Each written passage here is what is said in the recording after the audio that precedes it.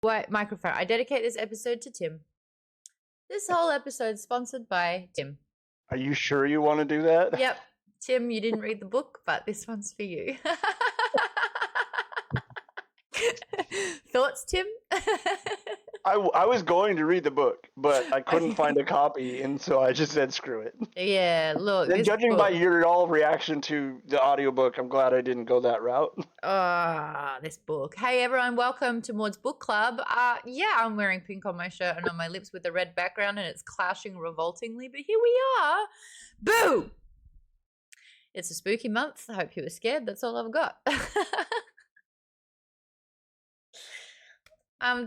Sorry that No, don't do that. Sorry that I wasn't here last week. I was not well. I went to New York Comic Con. I swear to gosh, if there's more than 10,000 people in a room, I'm gonna get sick. That's how that works. No one else got sick, just me. How fun. Love that. Sprinkles says, Tim is a legend, a grumpy legend. How would you like to respond to that, Tim?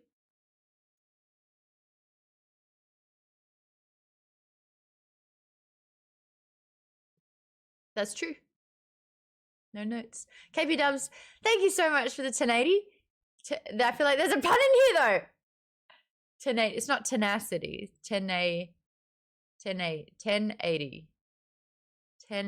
1080p. Oh, well, he's making a joke because guess what, everyone?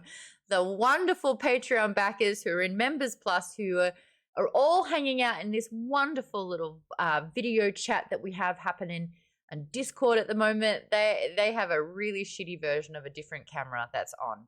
And it's pixelated and they do not get good quality Maude at all. So KPW has given me 1080. So cheeky. We can't hear Discord. Whatever. Hold on. Talk, everyone. So I've got new that's why let's try again. I got new headphones. No, it's not happening yet. That ain't happening just yet. What about now? Let's talk now. Yeah, we're back. Soul brother. Cool. Check it So out. I had this connected. When I took it out, it turned off, which meant that it reset that setting for audio. How fun. So that means everyone has to say what they said again earlier. Hi, Adam. Thank you for subscribing. 48 months. So we have to go all the way back with me asking if you're sure you wanted to devote this episode to me. Yep. Okay. Well, no, Are you ever since sure? I pulled the plug out. When did I do that? I don't know. Ooh. Long story short, if you're a Patreon backer, hell yeah, you get to live and breathe this stuff when we do the show. And if you feel like you're missing out, yeah, you are. Potato Maude we're only one click of a button away. Feel free if you want to join the book club today. We chat about all sorts of books. We've already announced next month's books. I'll tell everyone what it is. We've got a main book, which is Somewhere Beyond the Sea, which is the sequel to House on the Cerulean Sea by T.J. Klune. I was able to... Zell, are you good? You gotta get comfy, huh? Please don't lick your butthole on camera. Hey, that's too... Hey, oh. Thank you. So, what's this? Yeah, they can see you. They know what you're doing all the time. There you go. Ignore the cords. This is a cute dog there. Just having a little bath. Somewhere Beyond the Sea is a sequel to House on the Cerulean Sea. So if you've not read House on the Cerulean Sea, get to it now. We did cover it for book club how long ago? 2 years ago? I feel like September 2 years ago. Well, we did Under the Whispering Door in June, and we were able to talk to Klune in June, which was great. There's a hype chest? What is that? That feels new. There was a dance danger emoji. What is this? This dude is doing ninja moves in the chat. He's avoiding bullets. If you Is that watch, what that you can is? see he's avoiding all the little explosions and stuff. Oh my god. Oh, there you go. How exciting. Darren, you read a bunch of it on the plane today, Somewhere Beyond the Sea. And what are we thinking so far? So far, so good. So far, so good. So far, so good. We supposedly read The House on the Cerulean Sea in August of 2022. Now, House on the Cerulean Sea with this community is notoriously the second highest rated book, but I feel like it's third now after Dungeon Crawler Carl because we've continued on with those, and I feel like that may have bumped the score. Number one, without a doubt, Project Hail Mary. I feel like we can still confidently say that. Not even Jimmy hated that book. Like, what a win for everyone. You like that one, right? Was it Tim that hated Somewhere Beyond House on the Cerulean Sea? Yeah, I Because think you don't like fun? originally it was Tim. Didn't 'cause I'm hate generally House on a the Cerulean Sea. I just didn't love midline it. kind of fella. Very rarely do I. The only one I didn't really like was the Witcher series. That made no sense to me. But other than that, yeah. No, there was one that you purposely didn't like as much, and it brought like everyone's fives down to like a 3. Oh, maybe it was what is it? I can't remember the name of it. I'm terrible at the names, but It was very probably popular. Red Rising. No, Red Rising was okay. We've got our first Red Rising hater. That's in true. the member. That's so exciting. Hates Red Rising, and I'm like, I don't understand how we've read the same book. That makes very little sense to me. For the record, Maude, Yeah. I didn't hate House on the Cerulean Sea. I just didn't love it as much as the rest of you did. That still doesn't make any sense. How like it's you know that person that no one said a bad word about? That's the book. Like, it's the kind of person where it's like they're really lovely, they help someone out, they donate, they volunteer, you know, like, it's just such a good person. And you're like, yeah, but were they ever funny? And you're like, but they do everything else. It's so you're like, fuck Were that. they ever funny? It was Akatar. You didn't like Akatar? Yeah, it's not my thing. I mean, that's fair. No, I feel like there was another one that universally was quite cherished, and you were like 3. And I was like, I will remember this moment for the rest of my life. Just like I remembered Tim not liking House on the Cerulean Sea. You've not liked either. Tim, who bailed out of. This has become a pylon fest. I did dedicate this episode to you, Tim, didn't I? Did. I just didn't say how. You did. It's fine. I didn't. I bailed out of tomorrow, but I bailed out of it after the whole club had already read it, because I didn't read it until I got the copy that I won in the Discord giveaway, and then I started reading it and bailed.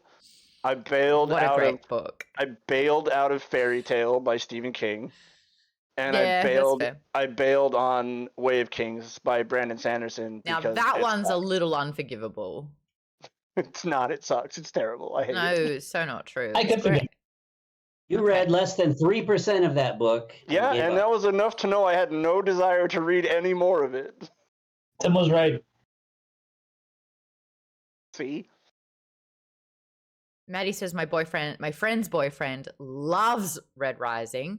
Ali says, do we have to have read the first House on the Cerulean Sea book to understand the sequel? Yes. Ali, though, I feel like you can read it pretty quickly. It's not a slog of a book, and I feel like you could binge through it quite easily. Also, the bonus book is The Last Unicorn. Who's that one by, Aaron? He has it in his hand right now. Of course I do. Peter S. Beagle. Peter S. Beagle. And Aaron has promised me, promised, that this book is going to be the book that I will appreciate and love, because unfortunately, NOS4A2 was not the book for me. Calling it a good palate cleanser is what I'm promising. Okay. I'll allow that. It's basically it's high fantasy, whimsy. It's the main character's a unicorn.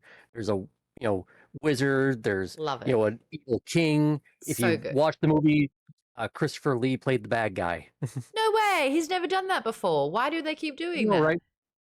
And fun fact, he also did the German dub because he speaks multiple languages. What a legend! Toaster Poster asks... We'll get into it next month when we get into the book. I like this. Toaster Poster says, is The Last Unicorn a sad book? He ain't answering, which means yes. That's a I muted myself to play, but it's bittersweet. Bittersweet.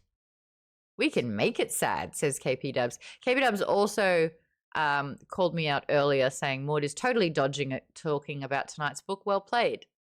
I have... The last unicorn's name, Artax. No, that would make me cry. Hey, Darren, it looks like my video's a little bit better. We got to work on these screenshots, but does that look a little bit better? Hey! Teamwork makes the dream work. Maddie says anything can be sad if you try hard enough. Shit, Maddie. I believe that's called depression. There's pills for that. No, don't always take them though. It nearly killed me. I didn't like it. All right, let's talk about this book. Now, I learned a lesson. I will say that when we look into book suggestions, I'm going to look up some of the trigger warnings. I'm going to look up some of the, hey, ooh, we're going to dance around. Because I discovered that what causes me to put a book down and break up with it and say, no more, you're hurting me. One of three things need to happen. And all three of them happened in this book. We're going full spoilers because we didn't talk about it last week. Number one, the first time I tried to put down the book, threatened violence against children. Violence against children. Protect the children. Don't. Yeah, I was like, no, I don't like that. Then there was sexual violation towards women. Well, towards anyone really, but I don't like sexual violation. I was like, I would like to put that book down. Then they fucking killed a dog. You want me to yeet a book out of my hand so fast? You want me to zing and send it off into another... Yes, Aaron? Okay, wait. I'm not finished addressing the court. Okay. And if you... I feel like this is a court case here. And if you just look at the evidence that I've presented to you, 3 for 3. Maddie, I'd like to call Maddie the witness to the stand. She has commented all of the warnings in this book. The full list is sexual violence, racial violence, familial violence, racial slurs, and other examples of overt racism, eating disorders, and suicide. What's missing there is self-harm. That's in there as well. What else is there? There's probably more. Nathan Hawker says, so are you not a John Wick fan either? What I appreciated about that is that his motivation to kill 4,000 people was justified because they killed his dog. Which also represented the ties to his late wife.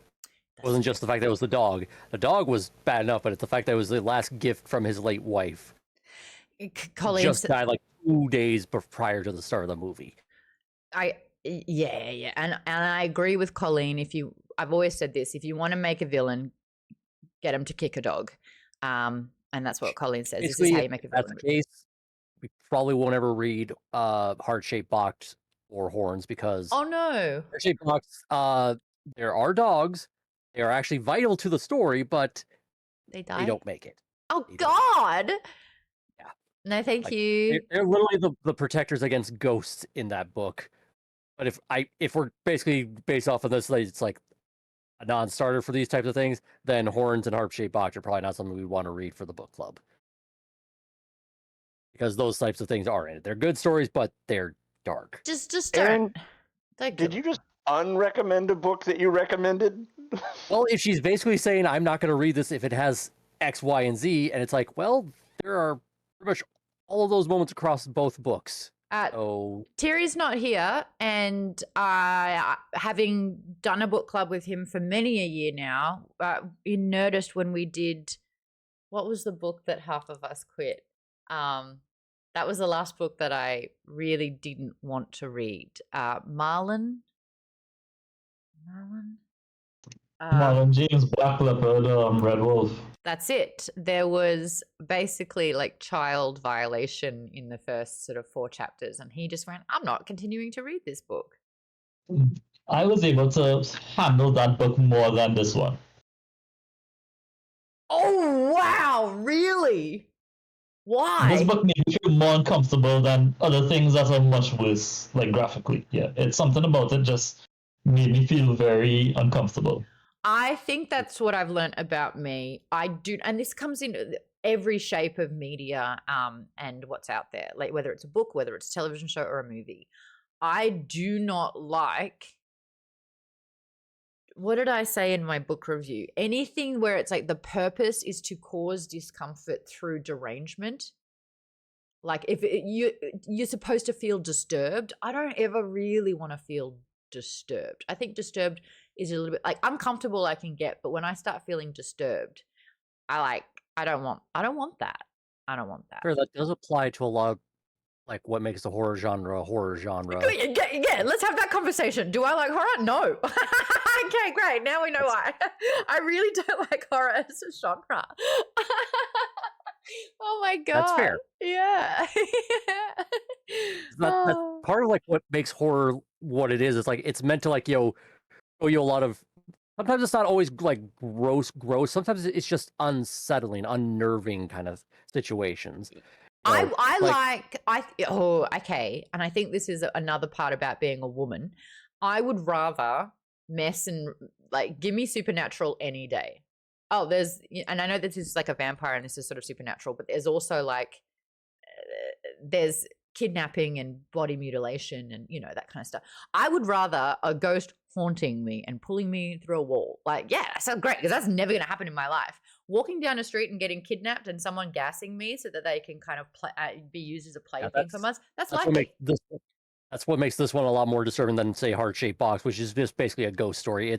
You could imagine a guy doing that. There have probably been guys like that, like John Wayne Gacy is a real person who did terrible things to kids dressed as a clown, on top of other things. I don't like That's just one guy. And there's plenty of others in the 70s, 60s, 70s, 80s onward about serial killers. So yeah, and I know that there are women that find solace and comfort from listening to true crime podcasts. I don't understand. Stargirl. Yep, there it is. I saw it. I saw the fear. You're like, oh, she's calling me out right now. And I think that maybe there's like a disassociation because it feels like a story. It's like storytelling. I don't like it, especially when it's a female protagonist that we're kind of following who is maimed and hurt and violated like that. No. Hawker says, Maude is going to be traumatized from this discussion. Yeah. I mean, I'm traumatized from reading the book, but yes. Tim, you have a hand up, and then Darren will go to you. I was just going to ask, because what was the book we read last Halloween where they had that whole scene about slaughtering a cow? I didn't like that, did I? I know. I was just saying, that was Gillian. Is this on par with that? Or absolutely not. I would read that book 10 times over. Okay. So this is way worse than that. Yeah. Dark Places by Gillian Flynn. Thank you, Nick. How are you, Nick? Just curious because I remember that there was that, and you were like, "No, I'm good." Holy hell! We read Into the Drowning Deep, which is also kind of a pretty disturbing. Loved it. Story when you think about it. Yeah, you love that. Yeah. Probably because it's also like it's like Jurassic Park, but with mermaids. Quote unquote. But it's also like science with the fiction, but it's like mystical in a way where it's like, am I ever going to go on a ship out to research things and be attacked by killer mermaids? Nah, man, that ain't never going to happen to me. I will at least say this for like positive points on this thing. When it talks about the magic system here, it's like, okay, if you have magic powers, there is a cost to it. It's like, it's not just everybody can just throw it around willy-nilly. It's like, if you abuse this power and you use it constantly, you're going to lose something of yourself. I absolutely love that. There's a couple of parts in here that I will want to discuss because I actually really do like it. I thought it was quite clever and I liked the theme behind it. But first things first, we're going to go around the group for everyone that did read the book. Out of 5, tell me something you liked about it. Tell me something you didn't like about it, and we'll get stuck into these conversations. Who would like to go first? Who's reading this book? Jimmy? Okay. Yes, so I read it, to the ebook as I normally do. And I would give it a 3 out of 5. Mm-hmm. What I like about it, what you said before, I like it because it kind of reminds me of Spawn's powers. where the comic book Spawn, where the more he uses his power, the more he's more likely to go back to hell and have to replenish his health. Yep. And the thing that I didn't like about it is I guess you could say it was kind of tropey, because there's a lot of things going on, slow pacing, blatantly pointing out who's the bad guy, making sure that you don't like him, and then of course, there's always the glimmer of hope that every horror movie has. Yeah. Kind of like, oh, he's totally going to do it. And then it's like, no, it's not looking good for them. Yeah. And I'll get into some of the tropes because I did discover, and I liked the tropes because it made it more comfortable for me instead of disturbing and uncomfortable. So the tropes were actually solace, I found, in a way. Who's got a review? Hi, Katie. How are you, love? Good. So I finished the book, which is a surprise for me because it's not my genre at all. I was just, we've spent the last 25 minutes of me saying exactly that. Yeah, no, I'm completely the same. And so I just re-listened to like the ending because I just zoned out during it. So I can what really happened? And so I would rate this book maybe a 3 out of 5 because I think it was written well. Yeah. But it's not my cup of tea. And what I liked out of the book, I really liked Lou. I liked his character. Yeah. And then I hated that not when they were leaving Christmas Land and destroying it, it didn't just blow up and go away. And then all the children were saved. I didn't like that. I thought they should have just died. There wasn't really a happy ending, was there? Yeah. And there wasn't closure. They left a loose thread. Technically, Christmas Land did get blown up. It's just they were stuck where it was. But the children were basically sticking around. And then they did have a actual Chekhov's gun thing where it's like Maggie puts down the little note to then give to Vic, who then gives to Lou, who then goes back. It's like, oh, smash the little angel things, and then they're all released. Yeah. Okay. Ali's made a really great comment as well. I don't feel like Stephen King can write from the female perspective very well, sorry. And his son, Joe Hill, seems to have that same problem, but they do paint lovely imagery. The women just seem unreal and not layered enough. I would like to take that comment to the women in the chat. All five of you. Hey, we've got 5 in the chat. 6 including me. You love to see it. 1, 2, 3, 4, 5, 6. 6 and 7's not bad. That's pretty evenly measured. Ladies, what do you think about Stephen/Joe? Because we've read a couple of Stephen King. One Stephen King book. That was a male perspective, though. How did you find Vic? Did she feel relatable enough for you? Did she feel like a layered woman? Were you able to kind of connect with her? Because I couldn't.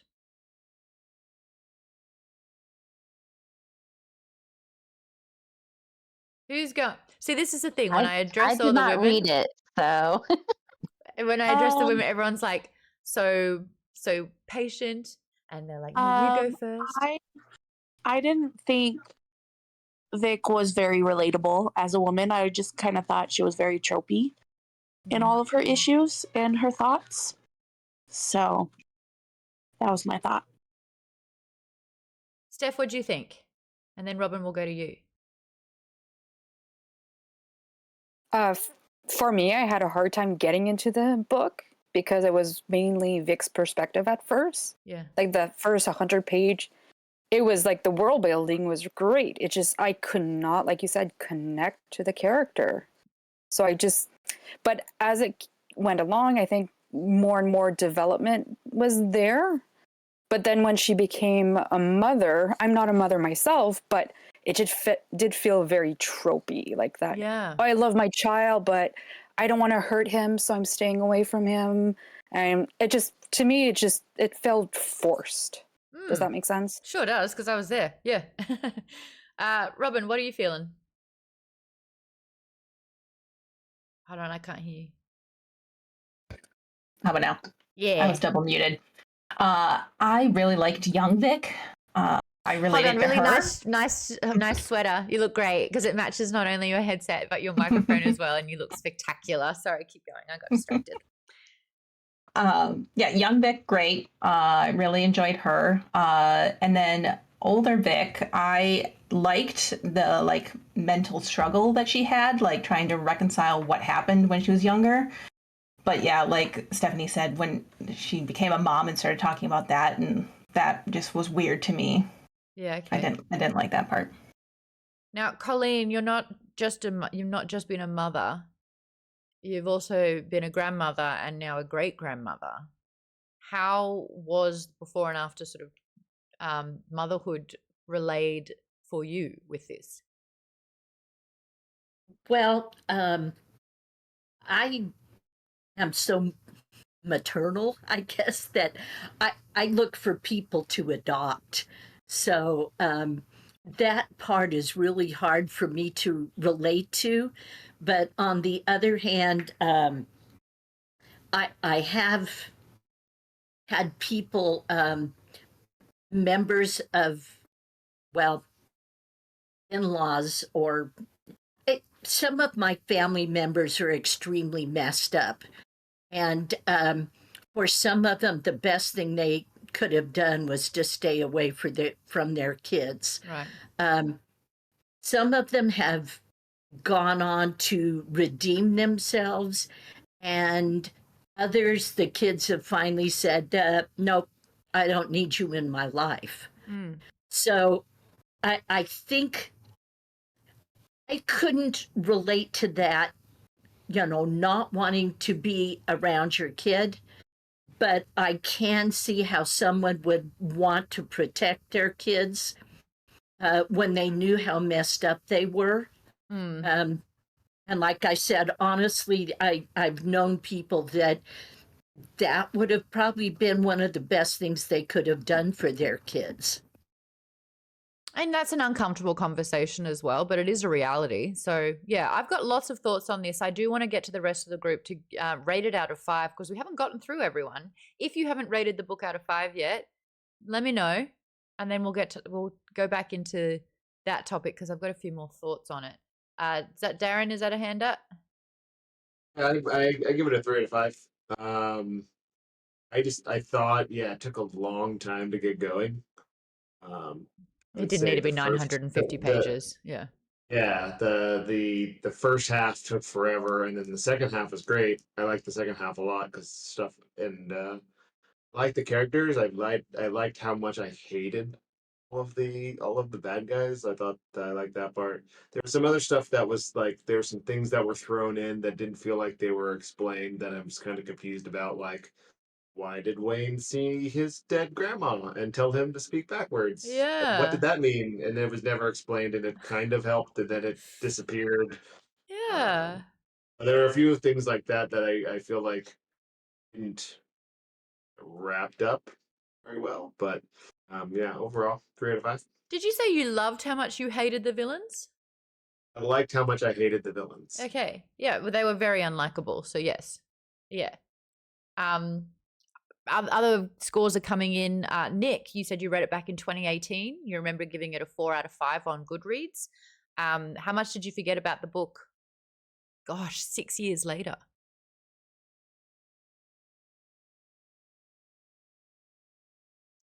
Yeah, I forgot pretty much everything. Yeah. But it sort of came back. I know I enjoyed it. It was good, not great. Yeah. So would you change your score? I didn't reread it, so We're locking it in with 4. All right. Yeah. Vaden, you gave it a 4 out of 5. Talk me through that. Sure. Yeah, I thought the book was very well written overall.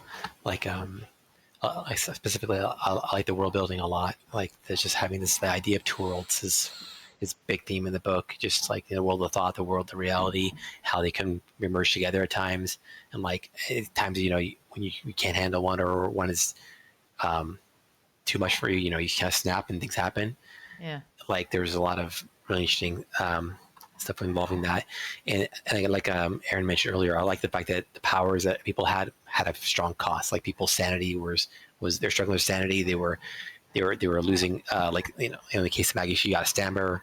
Like Vic was like it hurt them pretty badly to use their abilities. So it was good. I never liked it when it's just like here's you can do whatever you want, and there's no real consequences. So consequences are always great. Yeah, I agree. The issues I had with it, or I think where a lot of them were mentioned, but one of the big ones is just like a lot of the world building and stuff like that, and a lot of the most important information was kind of all like lore dumped in like 1 or 2 chapters. Like there was one like Maggie just kind of like here's more. Maggie was like the direct contact from the author to us, telling us everything. Like here's a villain. This is what his powers are. This is the Wraith. This is what it does. This is your powers. What it does. Like she was very explicit about everything, and it makes sense that she's like the knowledge person. She's a librarian. She knows what's going on. Mm-hmm. But it felt a little way too explicit. Like I felt like more should have been like figured out essentially by Vic and by the readers. So it was just a little too much like all at once. I feel like it should have been spread out more and not as much like dumped on as by one person. Okay. Wow, some really good insights there. Jay's in the house. Jay Buntrock, are you in the chat? Are you in the Jay Buntrock? Well, jump in the call if you can. But he's given it a 4 out of 5. Love the characters and the world building. I also love the ending. I just thought it was a little too long and could have shortened and tightened up. Darian. Hello. I gave this a 2 out of 5. Same. Yeah. One of the things for me I mentioned in a chat a couple of days ago was I found the book to be very meandering. Like it took very long to get to the point. Mm-hmm. Like there are like good elements in it. I think as Stephanie mentioned, like a lot of things felt forced in the book. The entire thing of the grandmother showing up to help Wayne made no sense at all. I don't know if that just, I wasn't paying attention or something, but that came out of nowhere. Vic was very hard to like as a character, but I appreciate not giving us like a likable character, somebody who's flawed and stuff like that. I appreciate that. Lou I liked a lot, but at the same time, he represents a very weak person. Which again is a dimensional, which I do like, but it's very meandering, very hard to get to the point. And honestly, fuck being Partridge, like die in hell 1,000 times. Yep, thank you, Darren. Yeah. I think you and I are completely on the same page with that. I'm 2 out of 5. This is not a book for me. I can appreciate it. I can appreciate how it was written. It just was stabbing me with a spoon over some points that just were supposed to be uncomfortable, but just became, I just wanted to avoid it at all costs, I guess. Yeah. Yeah. Yep. Yeah. I think my review went, well, the bad news was that I had to read it. The good news is that I never have to read it again. And I was essentially just saying, if a book uses derangement as a way to disturb someone, then I'm out. Like, that's kind of it. That's just not, it's not really what I like. There is a reason why I'm doing a sci-fi fantasy book club. Fantasy! Fluffy! There's a reason why I'm getting everyone to read Romantasy, because it's like the worst thing happens. It's like, oh no, the castle's under attack. I'm like, hell yeah, popcorn, let's go. Where are they infiltrating from? Who's got the magical powers? This is great. When it's like we're locking women in a basement and drugging them and making them, crawl on all fours. I just don't. Boo, bye, gone. And it's not even like Olivia Benson is going to help me in Special Victims Unit and make me feel safe. I used to have like repeated dreams about Olivia Benson. And what's Detective Christopher's character's name? Come on. Stabler. Yeah. They would like rescue me all the time. And I'd be like, oh, you guys, you just like look after people. And it's a really nice feeling. And then what it does, it embodies hope. And that people were going to be there for you. Police in this one? Nah. No good. And then fucking, what's her name? Cuts Vic's grass. Like, whatever. I couldn't believe that at the end. Hold on, Steph. I don't want to ruin things for you. But we're probably going to delve into that. But I'll wait as long as possible so we can put it in one little bit. So if you want to dip out and not get spoiled, we can do that for you. It's okay. Go ahead and spoil. Fucking the cop. Vic dies. And the cop, what's her name? Starts with T. Tabitha. Gets with Lou. What's a hunter? Whatever. really mad about that. Sorry, this whole thing is just like subtle digs at being a woman all the time. There is like no good representation of women here, I don't think. It's just, it's horrible. Anyway, like, just I will say this on that topic. My actually favorite character of this entire series was Maggie, and it's like, why did she have to die? Thank you. She's the cool character, right? Well, it's almost because she's suffered so much that she got to find peace because being alive was so horrible. Like that. God. Her life was rough. Her life really was. Real quick, anybody going to be watching the TV show? Because I'll watch it. Spoiler. Mind if I say at least one spoiler? Go ahead. No problem. They let Maggie live in the show at the end. Oh, interesting. She gets to survive. Ooh. My buddy watched the TV show. He really likes it. One thing I know from the TV show is that Wayne isn't Lou's kid in the TV show. Well, no. All right. I basically just wanted to at least see how they handled Maggie in the show before I got too far into it. Yeah, Vic had a different child. Lou wasn't the father, I don't think, right? That's what I got from the pictures. But also, Vic knew Bing. Like, he was like the janitor and like worked in the town that she lived in. Like, they knew each other. Like, and his reputation was really lovely. He was a very sweet, impressionable, man, but who did terrible things to his dad and mom before he got put away, and then and did more terrible things afterwards. There was just such fucking house asleep. There was just so much heavy-handed blaming of women, and then slight, subtle blaming of women. Like, throughout the entire book, it reeked of blatant misogyny, like it was supposed to, but also I think that there's messaging of misogyny that wasn't supposed to land, that wasn't supposed to feel misogynistic. But because I'd been eating misogyny cereal for breakfast whilst reading this book, it just all started looking like women suck and they're shit. That's all. Nick, you had a really good fun fact here. Tabitha is the name of Joe Hill's mum and Stephen's wife. So do with that info what you will. That's true. I didn't pick up on that until I just saw that. That is absolutely true.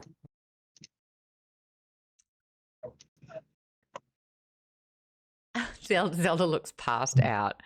All right, who else hasn't given their review out of 5?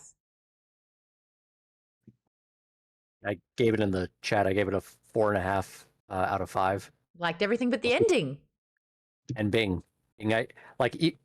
There are aspects of like Bing's character I enjoy just as him as a villain, but it's like break him down. It's like he is worse than the main villain in a lot of ways. Oh, 100%. The main villain is not great. Charlie Manx is awful. But at least you can at least say it's like, well, he's a 120-something-year-old man who's like still trapped in his past from 100+ years ago. He hasn't changed. He's just improved his methods basically, but he's still a misogynistic, racist old man. I do like it when Charlie Manx just had enough of being shit and just stopped indulging him completely. That was fun. Yeah. He's like, oh, let me help you. And he's like, no, the only thing you can do is just fuck off forever. And I was like, yes. You created this monster, though, Charles. He basically did the equivalent of like, just, keeping the door locked or something like that and just always, like try to like drive away and like let him catch up and then drive away. He basically did that at the end. Oh, I will go into say it's the car. I will go into big time the manipulative tactics that Charlie Manx uses. Oh yeah.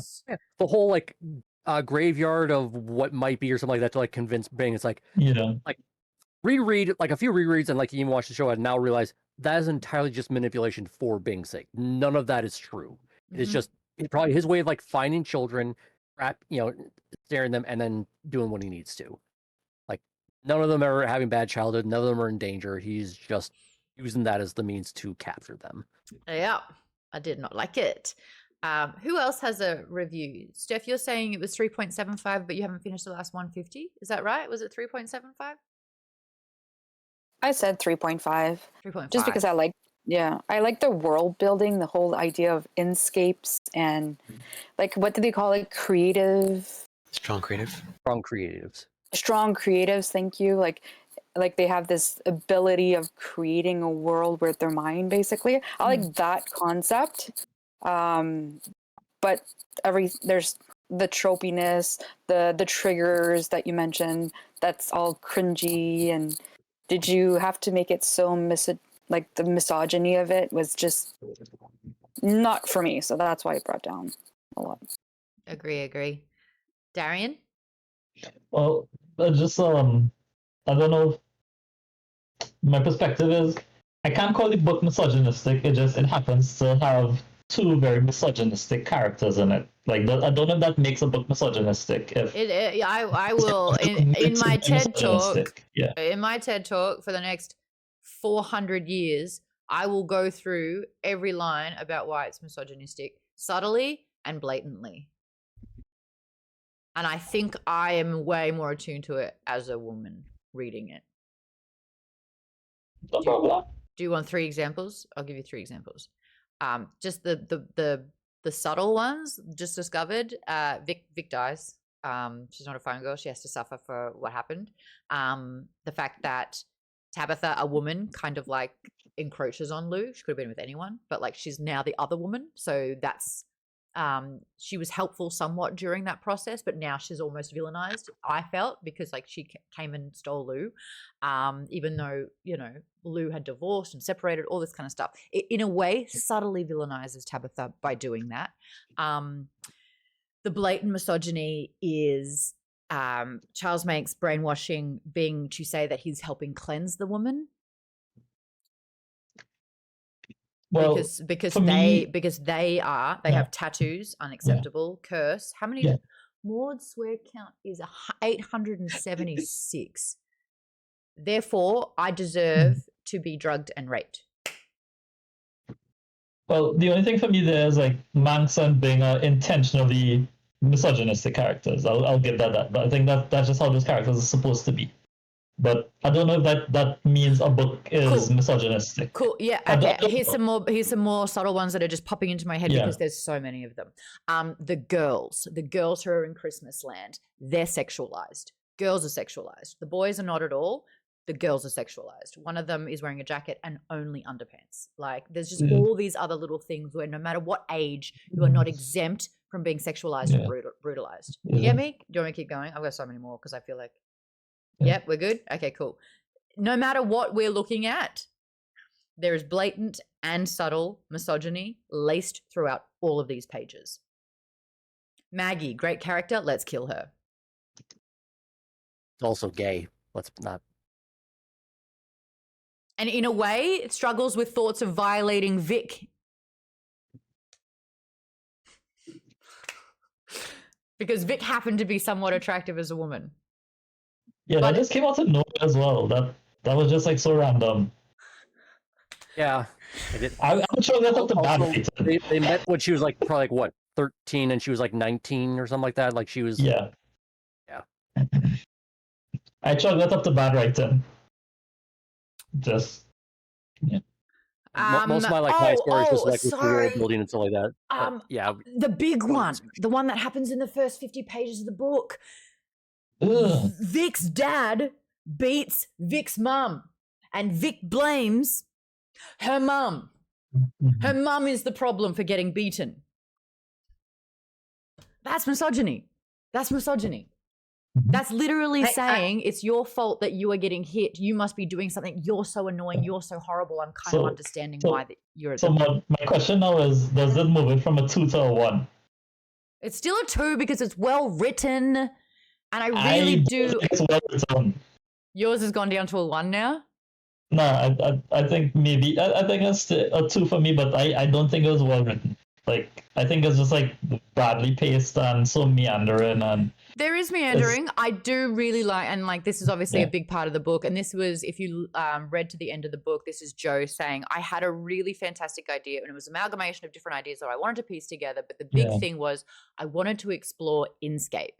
This notion of we are constantly living in 2 different worlds. Now, as a creative, I totally understand.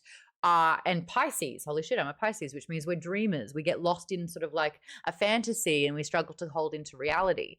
And so I really love that notion of your brain being so powerful that you can almost conjure a new reality. That shit's really cool. I really dug that concept. Why you had to sprinkle it in with all the other horrible deranged stuff, just kind of ruined it for me. But I can honor and appreciate that particular notion in here. I wish we saw a little bit more about Vic's ability to find things. Because when you look at what finding something is, it's, yes, finding a physical thing, but it's also, I wanted it to be finding reason, finding common sense, finding knowledge, like, what else can you find? Like, you have to really break down, what are people looking for? And I wish we understood a little bit more about Charles Manx. Was he looking for a permanent escape? Was he looking to rescue? Was being looking for denial? And could Vic have been the person to find these things, you know, to find answers, to find solutions? I thought that that could have been really, really explored. Darren, I completely agree with you. There are some things that just prop up that have no rhyme or reason, that are used to sort of push, I guess, the plot along, but with no understanding of why. I think that this concept really could have been fleshed out more. And I think that if more eggs were put in the Inscape basket, this would have been a much better book. But I think Joe really wanted to tackle, and he says it in the after pages, he really wanted to talk about parenthood. That was a big challenge. Vic had not great parents, and how that generational trauma kind of comes into play, and she passes it on to her children before she then becomes, you know, in a place where she gets to break the chain. I think that those two are a little bit more, I guess there's nuance there, and there's parallels there between sort of parenthood and reality and fantasy. But they kind of warred against each other instead of working more together. We've got two hands up. Aaron, I'm going to go to you, and then Baden. So I'm actually now thinking about it because it's well known that Stephen King himself was an addict, alcoholic, drug addict, and all that stuff. And I think it was like because of like a car accident, they finally like get sober after that. Like he even puts that in the Dark Tower series. Like he inserts himself in his own book as a character. Mm-hmm. Yeah. Well, not Fairy Tale, in the Dark Tower series. He literally is his own character. He wrote himself in his own book series where his own characters come and see him and then witness him getting hit by a van. That then helps him lose his alcoholism. But I'm wondering if like that's just like because of that's the environment that Joe grew up in, that it's like this is his way of also helping deal with that little trauma of like growing up with an alcoholic father. Very little sense of forgiveness, I feel. I feel like the more Wayne sort of transformed and turned, it was her fault. There was a strong sense of blame towards Vic. So I'm not entirely sure. I do notice, and I have noticed the limited Stephen King that I've written, Joe's writing style very reflective of how Stephen writes, including the wafting and meandering. Get to the point, Stephen. It does not need to be 1,000 pages. We can get it to 700 and not impact the story at all. I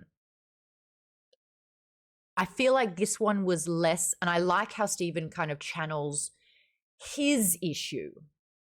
He was an addict. He's an alcoholic. He was numbing.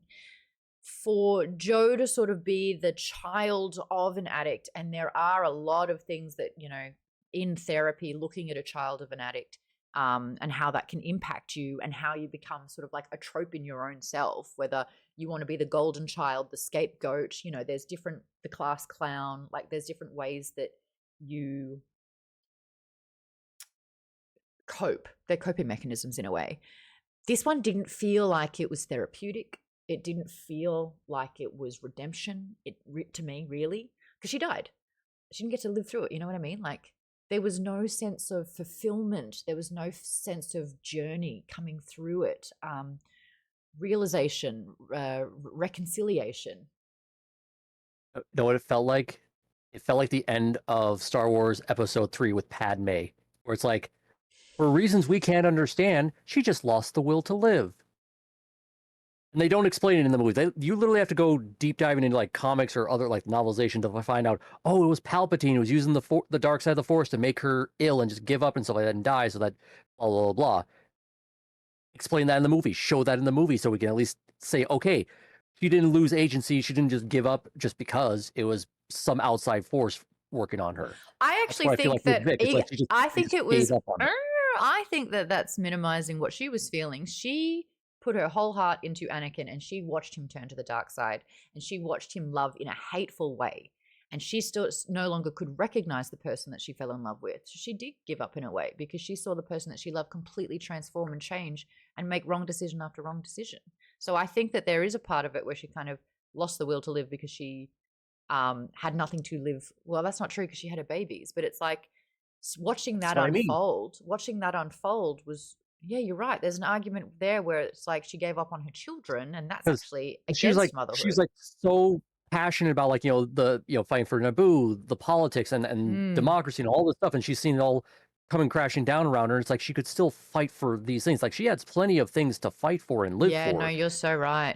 And the fact that it was only purely around one man. But it's because it's like you already know in the original trilogy she's already dead, so it's like we got to kill her off somehow. It's like you might as well just had Anakin outright kill her. I love you're exactly right. It really did needed to be so obvious that it was Palpatine pulling the strings. Like I would be okay if to back to the book. It's like if Vic like still lived, but she's no longer with Lou. Like they just understand like they're not good for each other, and then he's with Tabitha, and they're basically like co-parenting together. Tabitha and Vic together. It's like that would have been fine. That would have been a lot better because there would have been choice in it. Yeah. Find her son's ornament, smash it, and like see her son return to himself. It's like got to see the happy ending side. The full circle. I agree, and it's like there is a reason why I think the only redeeming quality of horror and tropes is the final girl. Let her live. Let her survive. I mean, it's like she's traumatized for the rest of her life beyond belief, and her life that forevermore has been taken away from her. But there is something about them having the killing blow, fighting for their freedom, for their survival. There is something for as a woman where I get to see that, and I'm like, yes, we get to have the last say. We get to put that person away, and we get to kind of adjust the narrative where we are a hero at the end because we deserved that. Survival, in a way, is heroic for a lot of people. So. No, I agree with you. I think that it's a real massive cop-out for Vic to die in this book. Such a fucking cop-out. Sorry, I'm getting heated again. I'm swearing a lot. Anyone got thoughts on this? And I'm going to... I have thoughts on the Padme's death thing, but it's completely unrelated to the book. No, I'm going to bring it back in and relate it to it, so go on. I was just going to say Star Wars fucked it up by saying... No, I say F words. Sorry. They screwed it up by having Padme die during childbirth. Because if you watched Return of the Jedi, which I know everybody has, Luke asks Leia what she remembers about her mother. And she says she has feelings, right? Like she remembers certain feelings about her mom, which there is no way she could have that soon after childbirth. Well, it's just not a thing. If logically speaking, Padme would have died or should have died for Leia to have those feelings when Leia was like 1. Like she'd have to be really little, but she'd have to have some kind of imprint, right? That never happened because Padme never held Leia. Never, like it was come out, robot, name, gone. Like that was it. So I think Lucas kind of shot that one in the foot to begin with. That is completely unrelated to the book. It's just me being mad at George Lucas. Hell yeah. All right. I'm about it. And I just rewatched all 6 movies like past 2 weeks or something like that. So that's nice. When you're like bringing up, it's like, yes, Return of the Jedi, she's like saying vague impressions, just as you said. Come back to episode 3. Yeah, she's just literally a newborn infant. Like, I don't care how much of a force sensitive she is. Like, you don't just remember what your mother vaguely felt like or looked like. Yeah, in the first 3 minutes of being born. Yeah. So that's why I'm like saying it's like the robot saying like for reasons we can't explain. It's like you're in space, you have space wizards and all this technology. You can warp around the entire galaxy, but you can't figure out why a person's dying when nothing's wrong with her. Must be some evil entity at work. Agree. All right, so one of the questions that I have in the document here is, did Joe Hill do a good job of writing a female protagonist? We touched upon the conversation a little earlier. I asked the women in the chat, could you relate to the character? Could you relate to Wick? And a lot of us kind of struggled with that. One thing I do want to point out, I appreciate having conversations that don't fall in line of what a woman should do and feel, especially when it comes to motherhood. I have a friend who took about 3 or 4 years to like her child upon birth. And this is something that sounds unacceptable. It sounds like that's absolutely not okay, but it's a really real thing. A lot of that can be mixed in with postnatal depression. It can be tied into the fact that you have to mourn your former life. And if you had a really great former life that you loved and you feel like it's been disrupted, that can carry resentment. So Wick kind of stating, and I think that there is a quote in here talking about, no, don't. Why did you? An error occurred. Don't do that. Talking about motherhood. And was it in the document? Was it in the doc? Is there? Yeah, there's some quotes. I'm not sure if it was the first half or second half. Yeah. Do you want to read that one out that you just highlighted? I'm going to try and find the other one. Sure.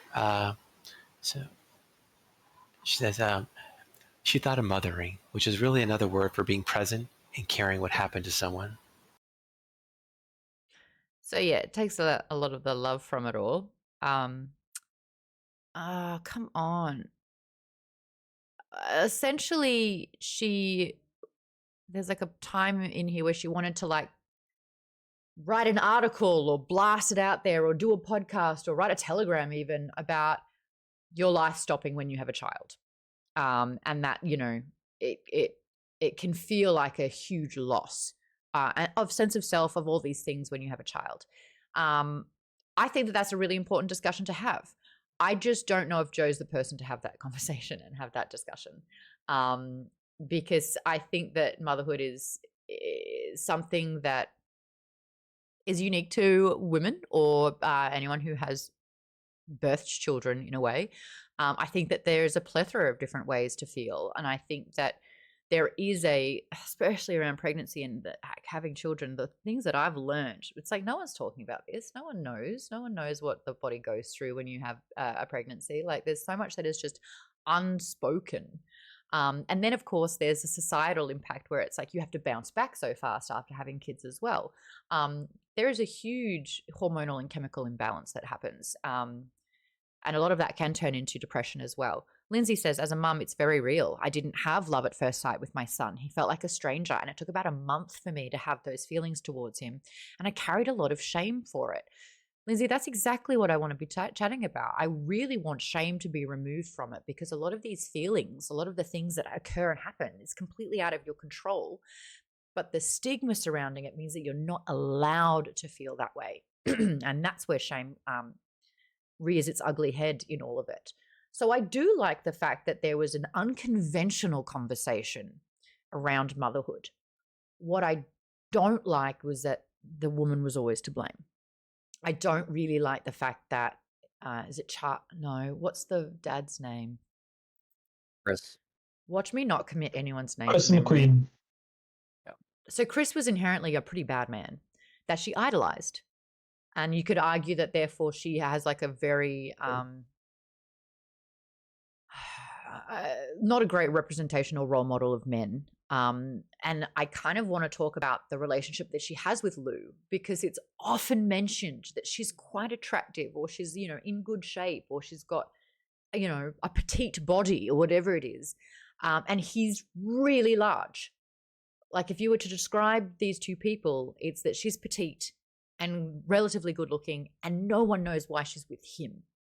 And a lot of initial conversation was around his weight. And I wonder if there is a hero complex in there, which there is a quote where she actually goes against that. She's like, yeah, you're the guy who rescued me after I was sort of kidnapped in the home, but you're so much more than that. And what I love about Lou is that he has big gestures that have been super helpful to Vic, literally saving her life. But it's the small gestures that are consistently applied where he steps up to be a father. He's the one that's making sure Wayne's lunch is packed. He's the one that's reading him bedtime stories at night. Like, he's a great father. Now, is Vic more responsible, going back to what you were saying earlier, Colleen, is Vic more responsible removing herself from the picture? I again wish there wasn't a lot of blame around her. She got kidnapped as a child. She came from a broken home. She would see her dad beat her mother or see the implications of that happening. She was a renegade and started, like, you know, rebelling when she was a teen to try and find a source of stability, authority, or lack of. And then, of course, she went into this house of horrors.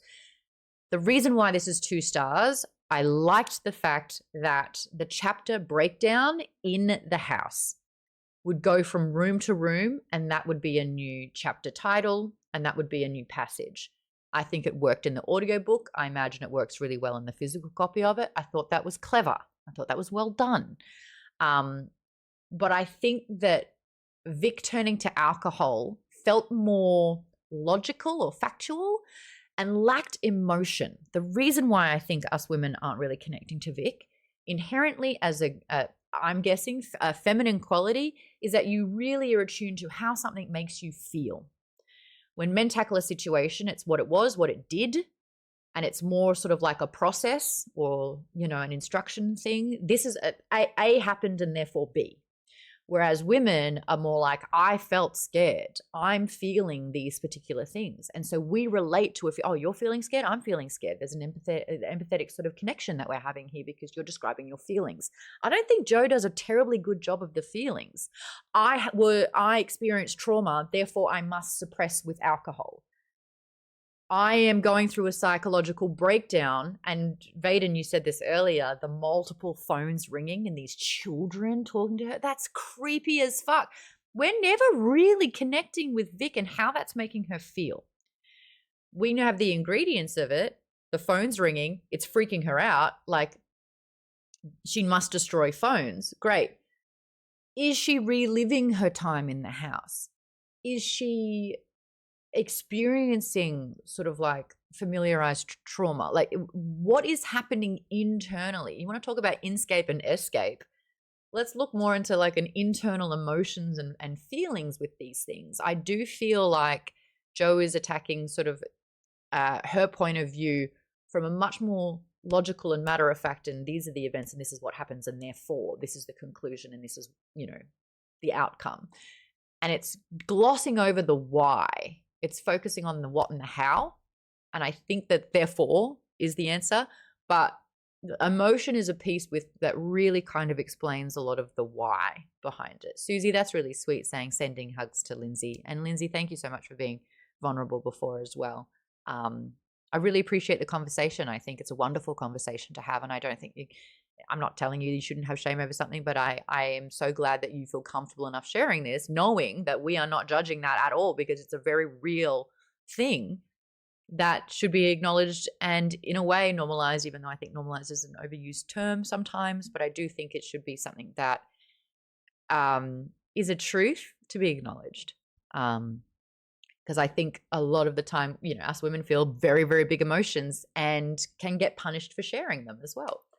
So I guess in that I've kind of like had a big rant in terms of sort of like Joe sharing emotions, feelings, not exploring whys to a depth that I felt made a lot of sense, and I think kind of made Vic have less depth as a consequence. But Vaden, you've got your hand up. Aaron, I saw your hand up as well earlier if you want to go after. Oh yeah, I just wanted to mention quickly. I think the quote I talked about, I can't find it for some reason, but like, but basically what it is the one you're talking about probably is about what she thinks about Lou. So she tells Lou like, yeah, you're a hero, you saved me, you know, that makes it makes you a hero, but you're a hero, and more importantly, not because you saved me, but because you're there every day for Wayne. You're taking care of him, you're making sure he's okay. You know, you're a father to him every day. Like, you're not like my father was to me. You're, as I always say, she's at that party at the end, but that's what she thinks. He's a true father. He cares about his kid. He has a great heart, and that's what makes him a good person. That's what makes him. That's why she fell in love with him. Yeah. Yeah, it was his heart. But then, of course, his heart was also used against him as well. Aaron, did you have any more thoughts about sort of the description of feelings and the whys about it all? Yeah, I kind of put in chat, but I also kind of wonder if because the way her powers work, because basically her right brain is just supercharged to let her just punch a hole into reality to travel from A to B, and it's like she loses her sanity every time she like not so much like her sanity, but like being unable to discern reality a lot, because every time she uses it, she then immediately tries to trick her brain into believing what really happened versus what actually happened. Like, she just can't allow her brain to believe that she actually did create a magic bridge that punched through into her school and then drove her janitor to alcoholism again, because he cope with the fact that this happened. So she has to like rationalize. Tell her brain, no, rationalize. That's the word I'm looking for. Thank you. I would think that rationalization is a huge theme of this book as well. You look at everyone's purpose and why we talk about the whys, why people are doing what they're doing. Vic's escapism or Vic's denial, Vic's trauma, Vic's suppression, Vic drowning out the noise. She's rationalizing, like, I don't want to acknowledge the children that I met and saw in the car and in the Christmas house. And then she also had that conversation with Lou on the 4th of July while Wayne's off, having fun with the fireworks. It's like, okay, both of these situations in my mind feel true. On one hand, I was kidnapped by Charlie Manx, put in his trunk, and did all that stuff what I told officially. On the other hand, I just traveled through a bridge because I wanted to look for trouble to get back at my mom and my dad, and basically at life, because I'm just got a terrible childhood right now because I have an abusive, relationship with my parents, or they're abusive towards me in their own ways. So it's like, she just can't cope with both things, because it also, on the one hand, she has to deal crazy. She feels crazy, and I think her biggest fear is not being believed. Sorry. I think she's quite aware that she's creating a bridge that can go from A to B, and that she can travel to Iowa and back in the space of an hour. I think she's acknowledging Charlie Manx, who is a vampire and who's supposed to be dead and who's had an autopsy but is still roaming around. She's like, what I'm saying, anyone would think I'm crazy. And sometimes I think I'm crazy too. But at the same time, like, I know this to be real. So she doesn't want to share this. She doesn't want to be not believed. And I think that is a really isolating feeling, that you're going through something that no one gets, which is why I didn't understand why she denied and didn't let Maggie back into her life. I think it's the whole, fingers in ears, eyes shut. If I don't acknowledge it, then it's not true. It can stay in this fantasy that's not my reality. But now she's infiltrating my reality, so I have to get her out. I would have thought that she would have found, this is the difference between Vic and I. If Maggie came in with answers, and Maggie's ability is information and answers, having her show up, I would listen to her completely. Something. Knowledge is power. I did hate the fact that for Maggie, in order for, because she said by the end, it's like even her Scrabble tiles had a stutter, or they weren't giving much information. Like, she literally has to hurt herself in so many ways. Yeah. And then up with drugs and stuff like that. And then of course makes a stupid joke of like I can't do heroin anymore, not in this economy. Like, it's too expensive. It's like, this was 2012. And I think what broke my heart with Maggie with that as well is that she needed temporary reprieve, but it was at a permanent cost. And I didn't like that. Like, you look at sort of like, the cost of using the magic, using the bridge, like, it came at a cost, but it's like temporary reprieve to scar her body permanently. Like, that again felt really unjust and unfair. And like, Charles Manx wasn't getting that. Oh, we didn't have empathy. Oh, where? Like, Maggie is out here like suffering so hard. I mean, even the headache goes away, but the Maggie had like such a permanent. Yes, sorry, Darren, you got a big thought here, and I will rant. No, like, as you were speaking about Maggie, one thing that hit me was like essentially the kind of quote unquote reputation they use to describe her, like at the end, there's like, like a local prostitute, essentially, like her body was found. And like that was really, really just hurtful. You know what I mean? So that would be another example of the subtle misogyny, would we say? Yeah. They're popping up. They're popping up. I'm here to learn that. You know what? I will say, like, to not tap into misogyny for 3 seconds. I did wonder, and I don't know if I'm just hypersensitive to everything now because I'm reading this book that wanted me to feel defiled. Was there an element of fatphobia towards Lou? Only because it was a constant description. There was a wondering of why Vic would ever go for someone like him, where we saw repeated evidence of him being a genuinely good guy. There were a lot of just subtle things about taking up so much space in a room, the weight of a bed sinking every time he sat on it. It just felt like he was incredibly like, even things like he had a thought, but it felt greasy. There was just that after he, at the end, gets like his surgery, and he's just like, "Hey, he's my new dad. It's New Lou." At the end, it was New Lou. He got a whole new title. He wasn't Lou anymore. It was New Lou because he'd lost weight. Yeah. Fat people can't exist in media without fatphobia, says Maddie. That's really interesting. I feel like he's one of the more dimensional characters who was so interesting. I don't think the narrator did a good job. She made him sound pretty stupid a lot of the time in the character depiction. Oh, I don't know, man. And you just like, okay. He also says dude a lot. He says dude. That's how he was written, so. That's what? That's how he was written, like, like that kind of dialogue and inflection. I think one of the things is like a lot of the fatphobia was internalized with Lou as well. Like it was some, like I would say like half of it was him having thoughts about himself, which was, I mean, obviously you had like that asshole cop Daltrey, having the comments and stuff, but Lou himself was internalized fatphobia, just self-consciousness about it, and I mean, yeah. Well, Darren makes a really great point here. He had to be large so that he could have a stroke so that Vic could go to Christmas Land alone. There was no other way. There was no other way. To be fair, though, if he went with Vic, he probably would have gotten stabbed to death. 100%. And she made a point where it's like the bridge is fragile. Like you're gonna break the bridge. Like, if I think anybody, the bridge. You could have just said, like, the bridge is unstable enough as it is because of my own sanity. Therefore, I don't want to risk bringing somebody else in. I'm already going to take a risk bringing Wayne back. But again, like there's something. Yeah, she said it like it's fragile and you could break it if you go in. There's something again as me, like the reader, where it's like you have someone who represents solidness, that stability. That even though she leaves him, but he always accepted her. He was always like that constant.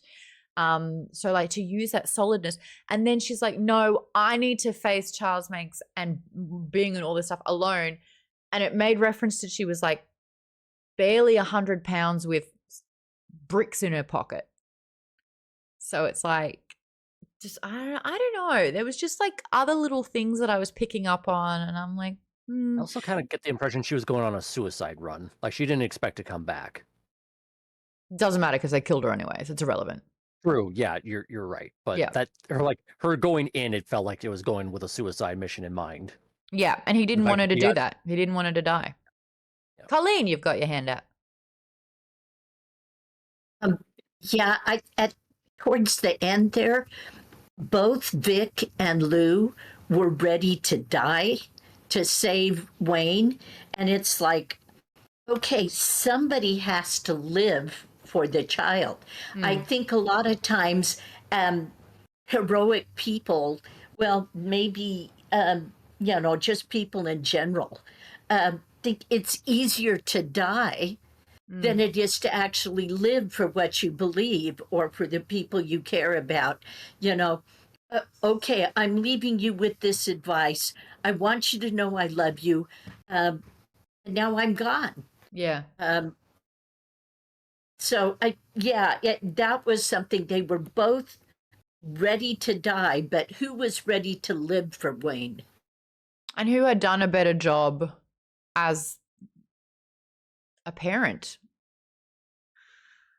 Well, I find it highly unlikely that even a EMT or even doctors would miss the fact that, oh, she was stabbed here. Let's check her internal organs and make sure they're not perforated, bleeding out all of her internal fluids. Seriously. Well, that's a great example of blatant misogyny.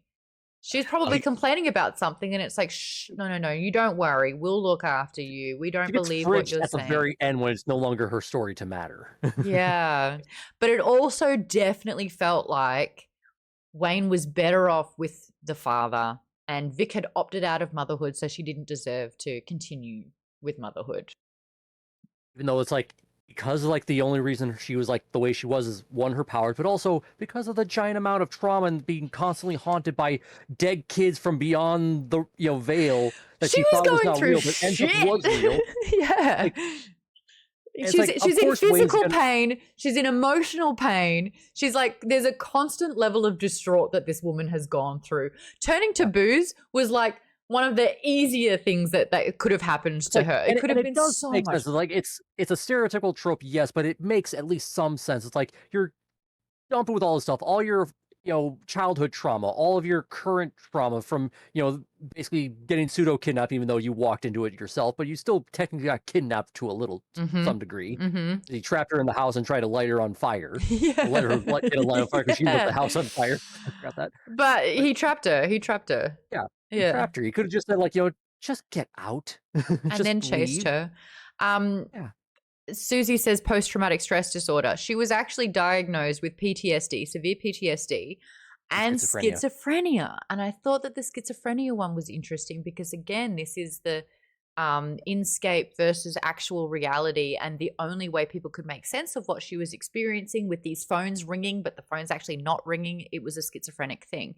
So she's probably on medication that wasn't helping at all. But I don't think enough emphasis was placed on the fact that she went into rehab. That is a super responsible thing to do. It's acknowledging that the coping mechanisms that you have are hurting yourself and hurting others, and you cannot keep doing that. Addiction is one of the hardest things to confront and to break, and she went into rehab to do that. And I think there wasn't enough celebration. It was like, yeah, but she's just too damaged already. I don't know. As somebody who had a alcoholic dad who went into rehab multiple times, but he didn't do it by choice.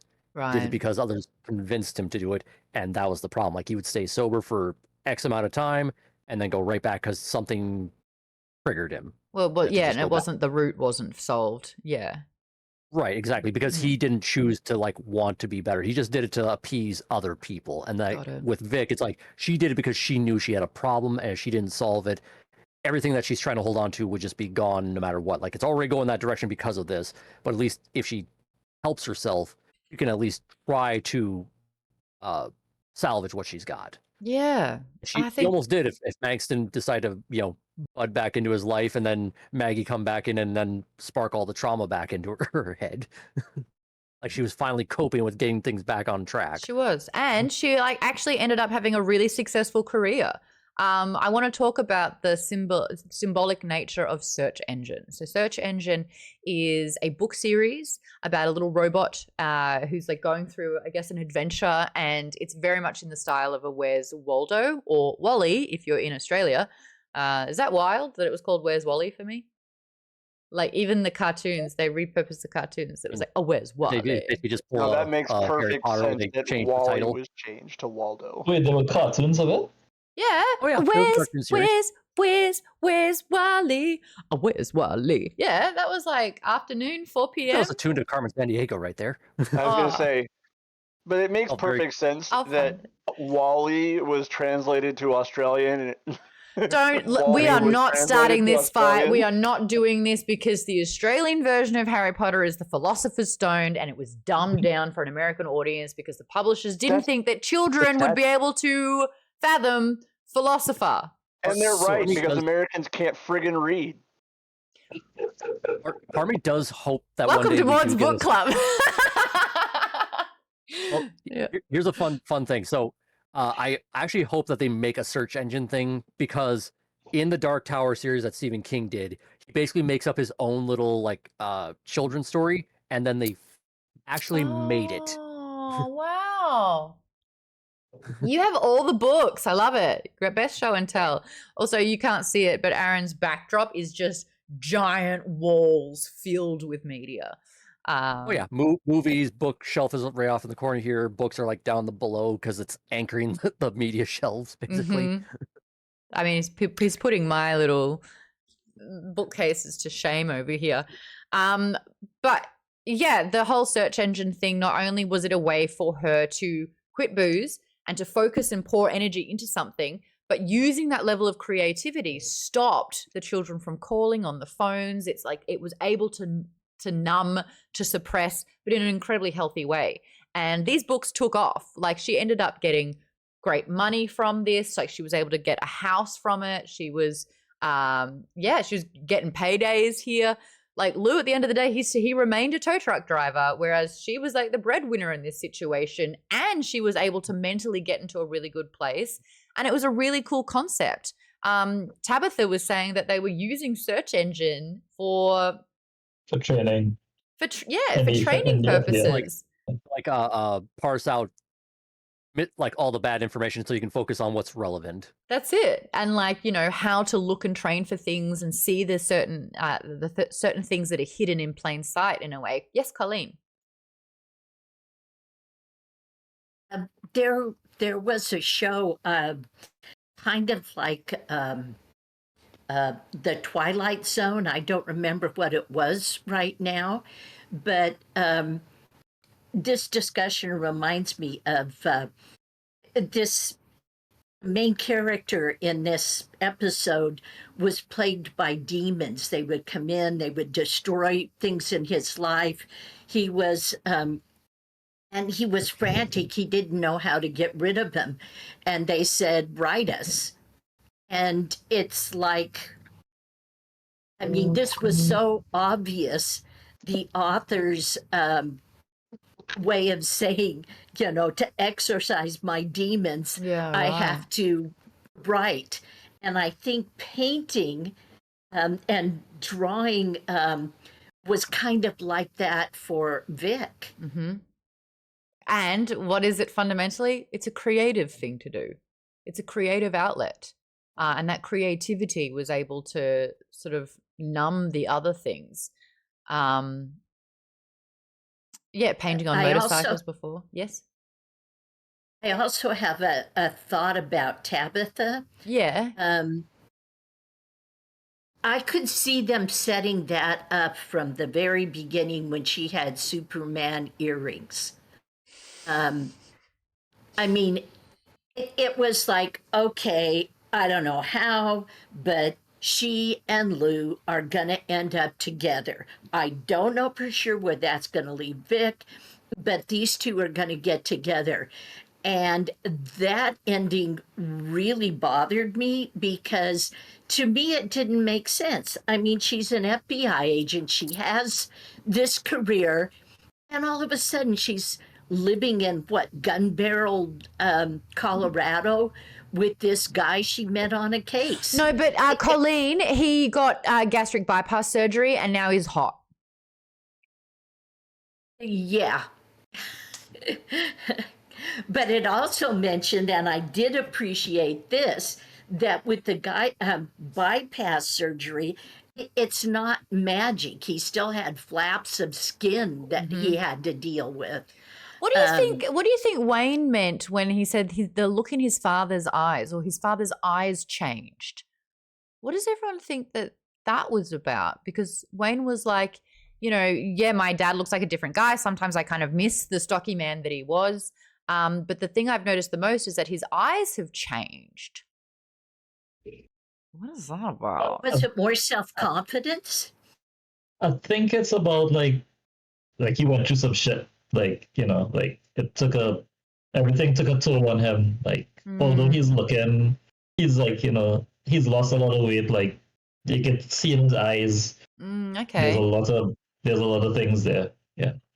I part of my subconscious kind of strewn together just the way that he was constantly described. It was like, oh, do people now realize his eye color because they didn't notice that kind of stuff about him before? But now that he's like trimmed down, they're like, oh wow, your eyes are like a bluish kind of green color. Didn't know. I don't know. I just didn't know. Maybe he's getting used to the new look and processing it. Yeah, but you're right. Like, what kind of change in the eyes? Is it darkened? Is it like haunted? Yeah. Aaron.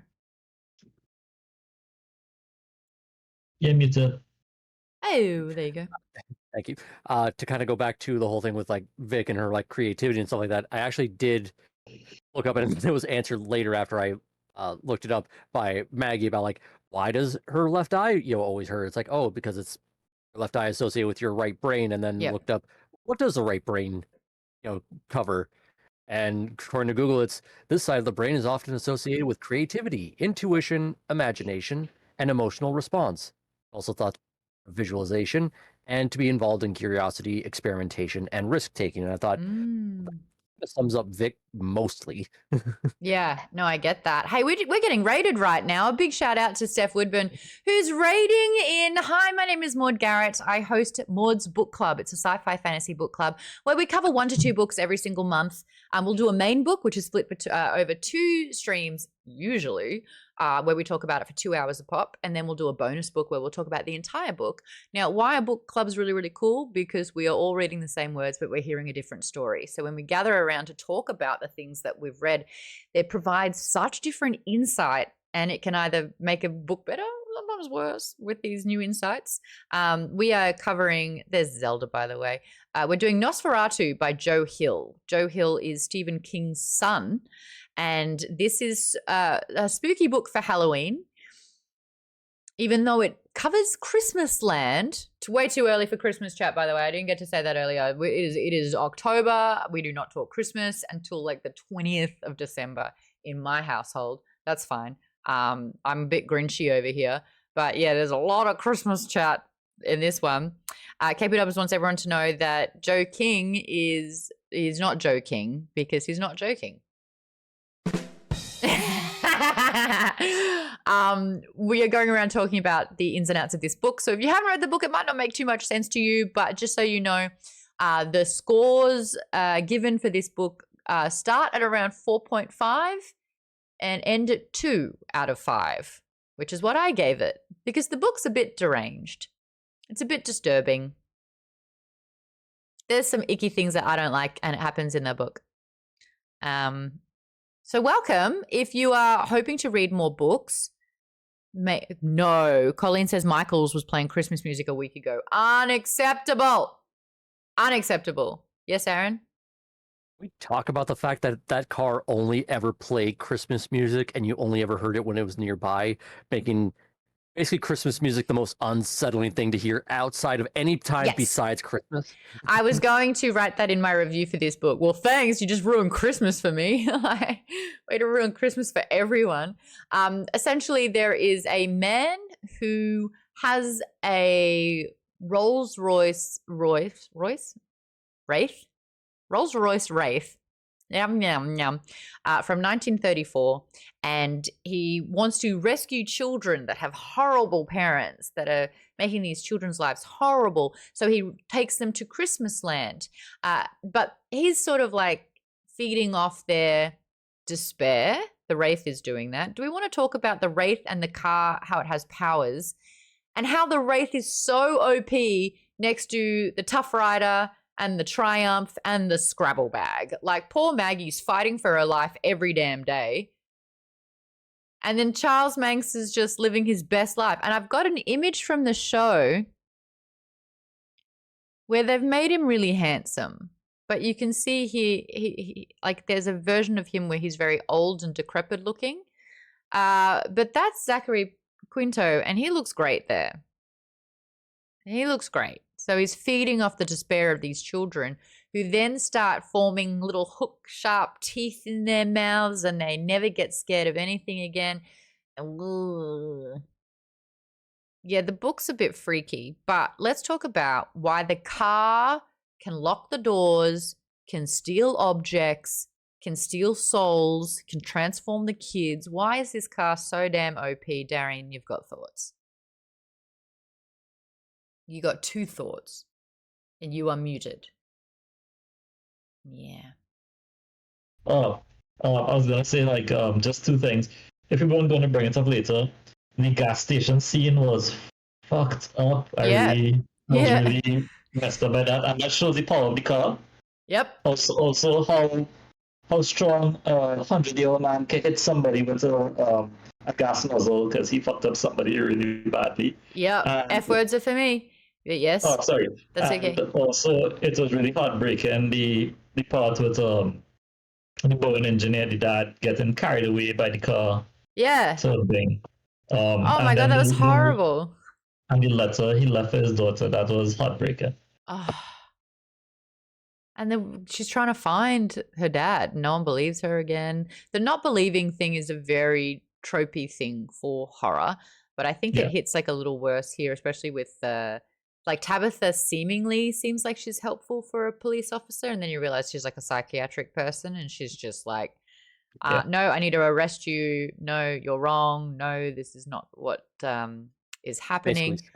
And then certain things just start chipping away at it. Like, she was, the police fingered her in Iowa like an hour ago. Hey, that's impossible. What's going on here? That kind Yeah. Slowly chipping away. Yeah. But like seemingly on Vic's side, but then not at all. I'm trying to find an image because someone in the chat said the NOS4A2 kids on the AMC show are way more creepy. And so I found an image of it. I also posted in the show chat like what they look like in the comic. Oh, interesting. Boom. There it is. This is the kids in the car turning into the vampires with like the sharp hooked teeth, rows and rows of the teeth. This is creepy as. I don't like that. There is another image. I think it's of the kid. Someone posted it in the show chat like last week, and I didn't have the heart to tell anyone, but it looks like my nephew so much. The kid looks eerily like my nephew. The way that he's smiling and like his face going down. I was just like, that's going to mess with me, so I'm not going to tell anyone, but it looks like my nephew. I was going to do like a side-by-side and everything. This little one. Yeah. All right, hold on. I'm going to pull it up. Browse. But like, I still think seeing something like this was a little bit less disturbing because it is in that sort of like fantastical kind of, like the kid's clearly like a vampire, right? Yeah, that looks like my nephew. But needs blonde hair.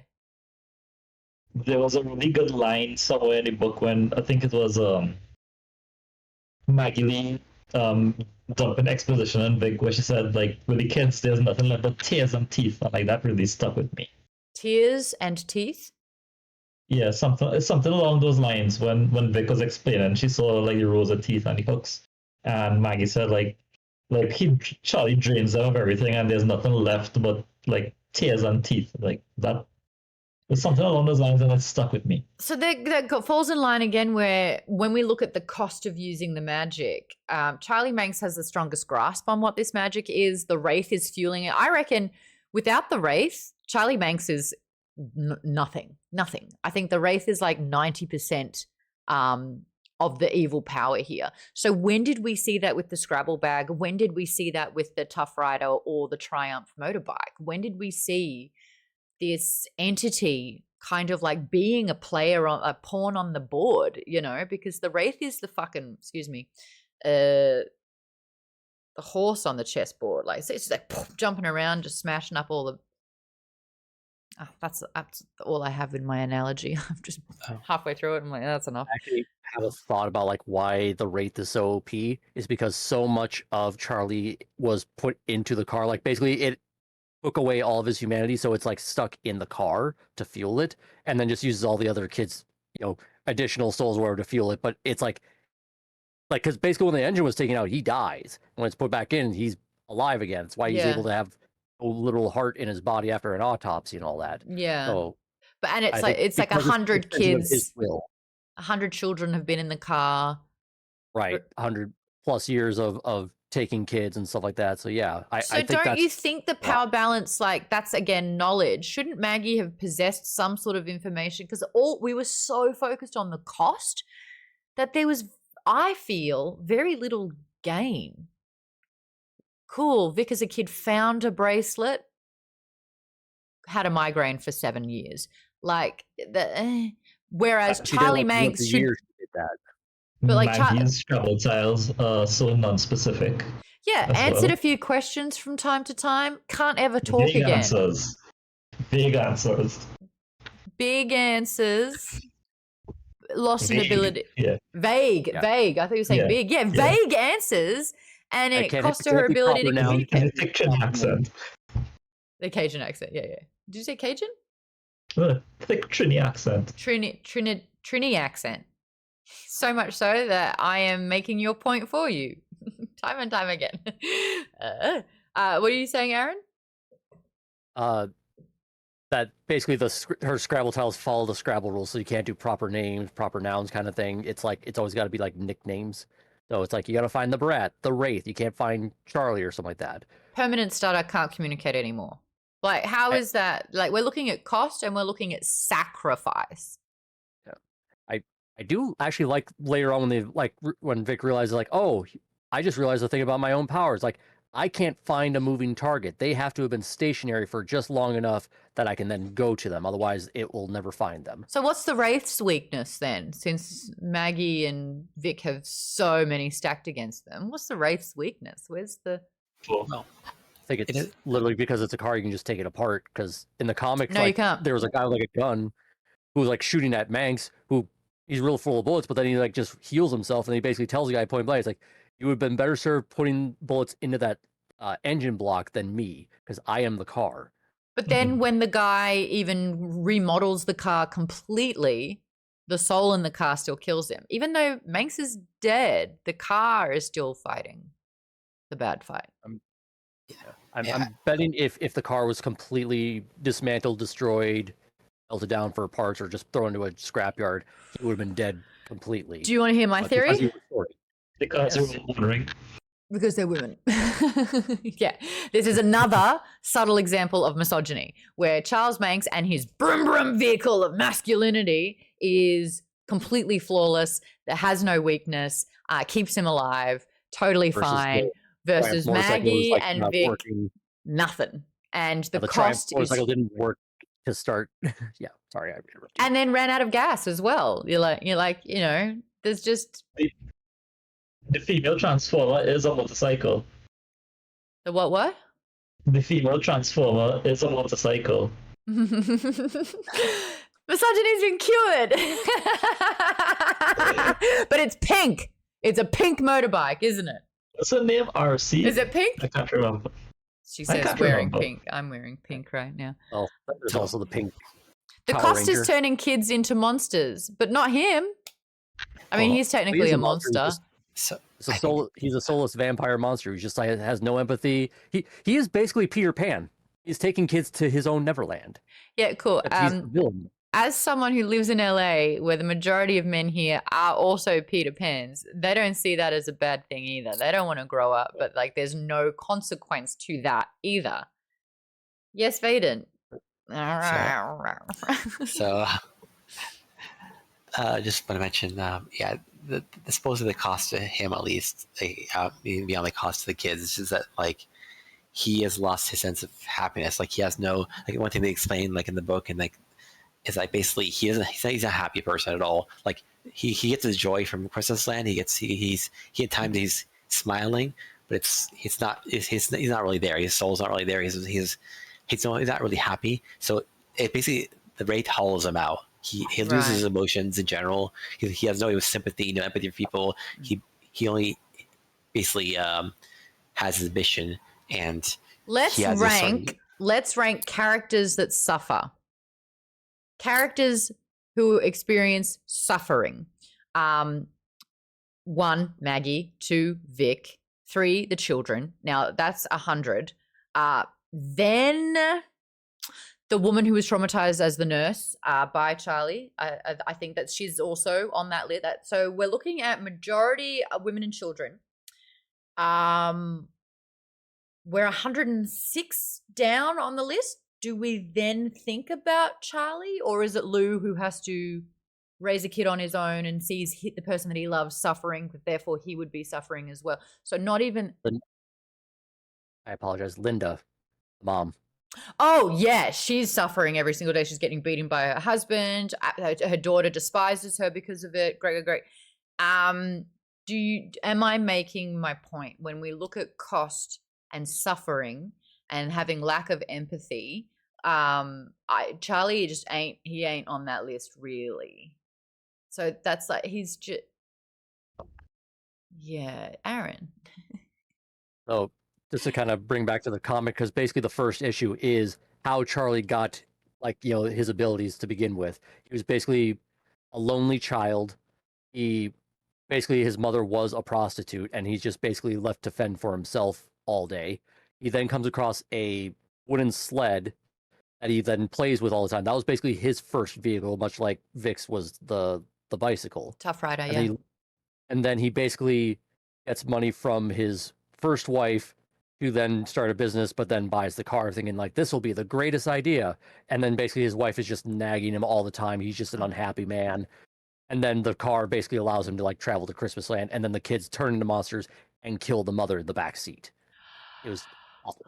Oh, okay. So she's also higher on the list than Charlie. Yeah. Oh, yeah. Yeah. Oh, yeah. And Charlie keeps saying, I had a wife. I have two beautiful girls. I had two girls. And it's just like, we're now both dead. One blown up and one in a ravine in the past, I guess. They didn't really explain that part. I would have loved to have seen a parallel between Vic and Wayne and Charlie and his daughters. You want to look at parenting? Charlie Manx is a pretty shit parent. And was there any repercussion for that ever? No. Okay. So when we talked about thinly veiled and very obvious misogyny, there's just pop that one on the list as well. Colleen, what do you got? Actually, I want to talk about Colleen's question in the document because I thought it was really interesting. You said, do you feel like that the ending was enough to justify the abuse and misogyny that was in the rest of the book? Great question, Colleen. Because my question was, were you able to stomach the blatant misogyny used by the villains to justify their actions? So I thought your question was better. But let's talk about this ending. Sorry, Steph. Do you feel that the ending was enough to justify the abuse and misogyny that was in the rest of the book? No, I felt Vic was continued to be punished. And the hope that remained was actually for Christmas Land. The only hope that I saw was more about Christmas Land and having a chance for that revival than it was for Wayne. The one thing that I felt at the end, Vic got to be the hero, and in a sense saved, well, not exactly saved herself, except I think emotionally she found a certain amount of peace, even though she knew she was dying. I don't know that justifies everything, but I liked that she was the one who saved her son and took down Manx. Yeah, I just wish that, I think it was more symbolic that she was also able to save herself. That I think would have been a better way. But I liked your question. Do you feel that the ending was enough to justify the abuse and the misogyny that was in the rest of the book? What does everyone else think about that? I say no. Aaron's saying no. Colleen wrote the question. She knows the answer already. It's a big fat no. No. Robin's shaking her head as well. Steph, how do you feel? Oh, you haven't got the ending. Never mind. All right, spoiler, Steph, it wasn't. The end was not enough to justify the abuse and misogyny that took place. I will say though, it was cool how she stops Manx in the end. Basically, like she's trying to go on her bridge, he's following in the Wraith, and then basically crashes because of all the bats in the belfry. Basically, yeah, and I like that it wasn't the explosion, because then again, that would have actually been a redeeming arc for the dad. Which, why does he get a redemption arc? He hit his wife for years. It's like, oh, she forgave me before she died. It's like, oh, that's convenient. That's also hearsay. Like, yeah, he could say whatever he wants in that moment. Like the mom never told her that it happens. Like they were apparently talking off and on for a while. And, and mom died. Yeah. Yeah, nah. Mom died a lot. Forgive me because your mom forgave me. It's like, oh yeah, okay. Other questions that I had, we talked about the blurred realities of the Inscape. Fuck being Partridge. I don't really want to spend any more time on him than necessary. I hated his chapters. I nearly, through the book, which I was listening to, but I nearly yeeted my earpods in the House of Sleep. Anything to do in the House of Sleep, I fucking hated it. I hated it so much. I didn't like it. The idea of him, like, you know, what his like overall design is actually interesting. But him as a character, no, you're absolutely right. F him. I am happy he got the ending he did, where he literally gets blown up. No, it was by too quick. His own tank. It was He needed to suffer more. It was too quick. True. Yeah. I wanted But him to. I wanted him to. His own layer. I wanted him to be under the influence of his own gas and claw his eyes out of his face and claw the skin off his body. Yeah, I thought Vic should have just like ripped the mask off of his face so he could let him breathe in the same thing she's breathing in. He is the worst person and character for so many reasons. The justification, the rationalization that he has. Yes, Tim, you're caught on his name being Partridge. Yeah. Why? Yeah. As in, it's Christmas time, so Bing Partridge, as in Bing Crosby and in a pear tree. Mm-hmm. Yes. Took all afternoon to come up with that name. Yeah, he's in the book. He's literally named after Bing Crosby. Yeah. Mm-hmm. Yeah. I had to dig deep to come up with that one. My theory with Bing is that Christmasland is his rationalization. He has done some horrible things. He killed his parents. He obviously has incredibly awful, lewd thoughts and is now buying into Charles's misogyny against women. But I think that, quite literally, what I believe his rationalization is that Christmas is pure. Christmas is the happiest time ever. So if he can dedicate himself to Christmasland, of ignoring all and rationalizing all of the horrible shit that he's doing, it's his way of cleansing himself. What it is? It's like with the church who got all the crusaders to go to the Holy Land and do all the terrible things they did because I've absolved you. So everything you did is okay. So that when you go to heaven, you're forgiven. Yeah, and that's what Charlie means. He was always going to like do those awful things. Manx was just a rationalization for him to. To be fair, he was also the patsy for Manx. Like no matter, he was never going to go to Christmasland. If he did, he was going to be ended up as a dead head on a tree. He was the term is useful idiot. Yeah, exactly. Yeah. He was malleable, absolutely. Like he was drinking the Kool-Aid. He was like it was free. I don't know. My brain's going off. But I just need to say, I love the Song of Ice and Fire books. Those are more brutal. I like the Marlon James Black Leopard book. Well, that is more brutal. Bing affected me in a worse way than anything I read there, and I can't figure out why. Berserk too. Yeah, and I enjoyed that so much. And Bing was just icky. I was gonna say like Bing as a character is like way worse than even the most vile characters in Fire. Yeah. Is he more dangerous because he? I think it's because he's real. Because it feels like a lot of those serial killers that got away with a lot of stuff because of the misogyny, because women wouldn't be able to report that because they're too afraid or people just don't believe them. That the ones who survive people like him. That's what makes him probably more horrible than, say, Joffrey or whoever in fantasy books, because like they're in a fictionalized world. It's like, they can be as horrible as they can because it's like within that setting. Yeah. But our time now, it's like high fantasy is easier to swallow than it is something that's contemporary and so close this to could be a guy life. that's just down your street and you would never know it until he's at your door at night. And it's using a substance that's readily available to dentistry, like in that line of things. It's also the symbolic nature of wearing the mask, like covering who he is, so he gets to dissociate. He stops being a real person when he puts the mask on. But like, everything about it. I literally, like, anything to do with being I wanted, like, that was my main reason of not wanting to continue the book. He's just violating, and it's awful. He could have just basically taken care of the parents, just killed them outright and just be done with it. No, he had to have his fun. He had That's to play with it.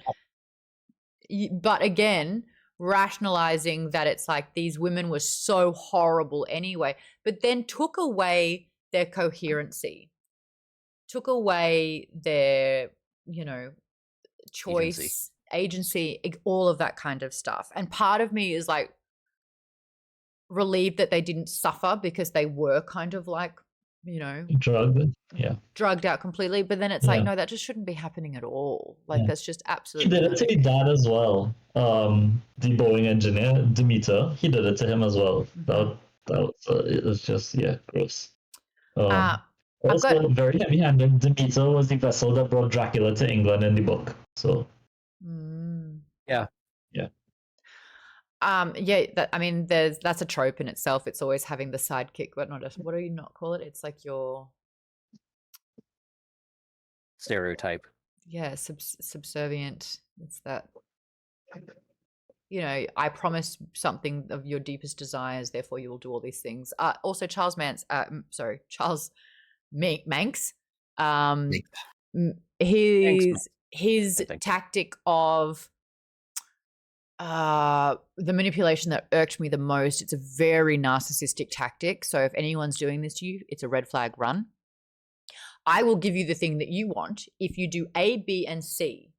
And even if you do that, they will add another one and they will wait for any type of flaw so they get everything from you and you get nothing from them. But it's this promising, it's this, if you just do this, then I'll do that. Oh, but you didn't do this one tiny thing. Therefore, you don't want to be a bad person. And if you don't do that again, like, you're the bad person. I'm not the bad person here. And it's like, no, that's lighting all over the place. The gaslighting, that I hate. Honestly, I switch my brain off listening to those sorts of things because it's just, I hate that kind of stuff. It does that to Wayne, and then he tries to do it with Vic, and Vic's just like yelling and screaming obscenities, and he's like, you're cursing, you're so horrible. A narcissistic tactic is to push someone, gaslight them, make them think they're crazy, and when they finally retaliate, which is going to be in a big, big way, they get to blame that person for having a reaction over the things that they've done.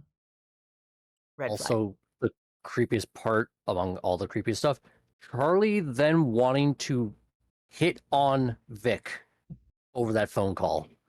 And then also asking Wayne, like, basically questions like, hey, what do you think of your mom? It's like, what the hell are you doing, man? Yeah. I think it was Ali earlier in the chat says every single time women are written by men in horror, they are sexualized and or brutalized. That's the only two things you can do to a woman, right? That's it. Or kill them. Ha. One of the other things, there are parts of this book that are reminiscent of King's books, asks Colleen the Doc. Great question. What Easter eggs did you find? The beats in the storytelling when fairy tale would slow down during the adventure parts. Oh my God. I'm like, oh, you got that from your dad. Hurry up. Jimmy, you've got one, and then Darren will go to you. Maybe this is just my thought process, but as you know, the main character's last name was McQueen, and there was a very famous actor back in the day called Steve McQueen, who is also known for a lot of horror movies, and he was always the protagonist in said movie. Okay. So I think that's an Easter egg. Yeah, for sure. Yep. Robin, the Wraith was Christine. What do you mean by that? Christine is a Stephen King novel about a sentient car that kills people. There you go. Also was very jealous of the lady because the owner was a man and then got a girlfriend, and then that car got jealous and wanted to kill the girlfriend. Right, the car. Okay. Nick says, if you want a horror novel written by a man that doesn't do either of those two things, read Lone Woman by Victor Laval. Laval. It's more like horror adjacent, so I think Maude could handle this one. That's it. My limit is horror adjacent only. I will only ponder horror adjacent. Zelda, shush. Any other Easter eggs or things that Stephen King does in his books that you found in this one? Yes, Darian. This is a literal Easter egg, not about Stephen King's writing style. It was Charlie Manx saying that he and the True Knot are aware of each other, and they stay clear of each other. The True Knot were the gang of psychic vampires from Doctor Sleep. Oh, okay. Yeah. So like he kind of links his book into that his universe. World. Yeah. Okay, yeah. That's really cool. How are the cuticles today? Says In Maude We Trust. Listen, if you trust in me, let me get them. There's less now, even though that guy I would like to get. Yes, Aaron. So, you wouldn't have seen this in the audiobook, obviously, but there, when like Tabitha was doing the searching for Wayne's phone or something like that, there was like a map that shows up in the book, and I did link it in the one of the chats. Basically, it's like showing like all these different inscapes that are there, and it's like it had Pennywise Circus in Maine. It had Treehouse of the Mind, which is a reference to horns. It has Lovecraft Keyhole, which is a link to Lock and Key. Then has like the Night Road, which is a reference to Heart-Shaped Box. Oh, wow. Because he also references, like he spoke with, he knows a guy named Craddock who was the bad guy in Heart-Shaped Box. Yeah, that all went over my head. Jimmy if you didn't read any of those books, like obviously wouldn't have known any of that. Jimmy says, Aaron, you had me at maps. We do love maps around here. If there's a map in a book, we're happy. We're happy. Because I've missed it and I'm a bit late, Edible Orange, thanks for the follow. NNHP, thanks for the follow. Picasso, thanks for the follow. And way earlier, Hero Pat, thank you so much for resubbing using your Prime. I appreciate that. The last one, I love that some of the advice Lou gives Wayne is to bag and board his comic books. What advice would you give someone you love? Don't read horror. Has anyone got one? Don't break your book spines. Don't break your book spines. Can't do that if you're listening to them. Although Maggie's spine got broken. And she was a librarian. So. With a hammer. The hammer. It was like, stop, hammer bone time. mallet. Bone mallet. And that's like, Tabitha, come on. She can't make that shit up.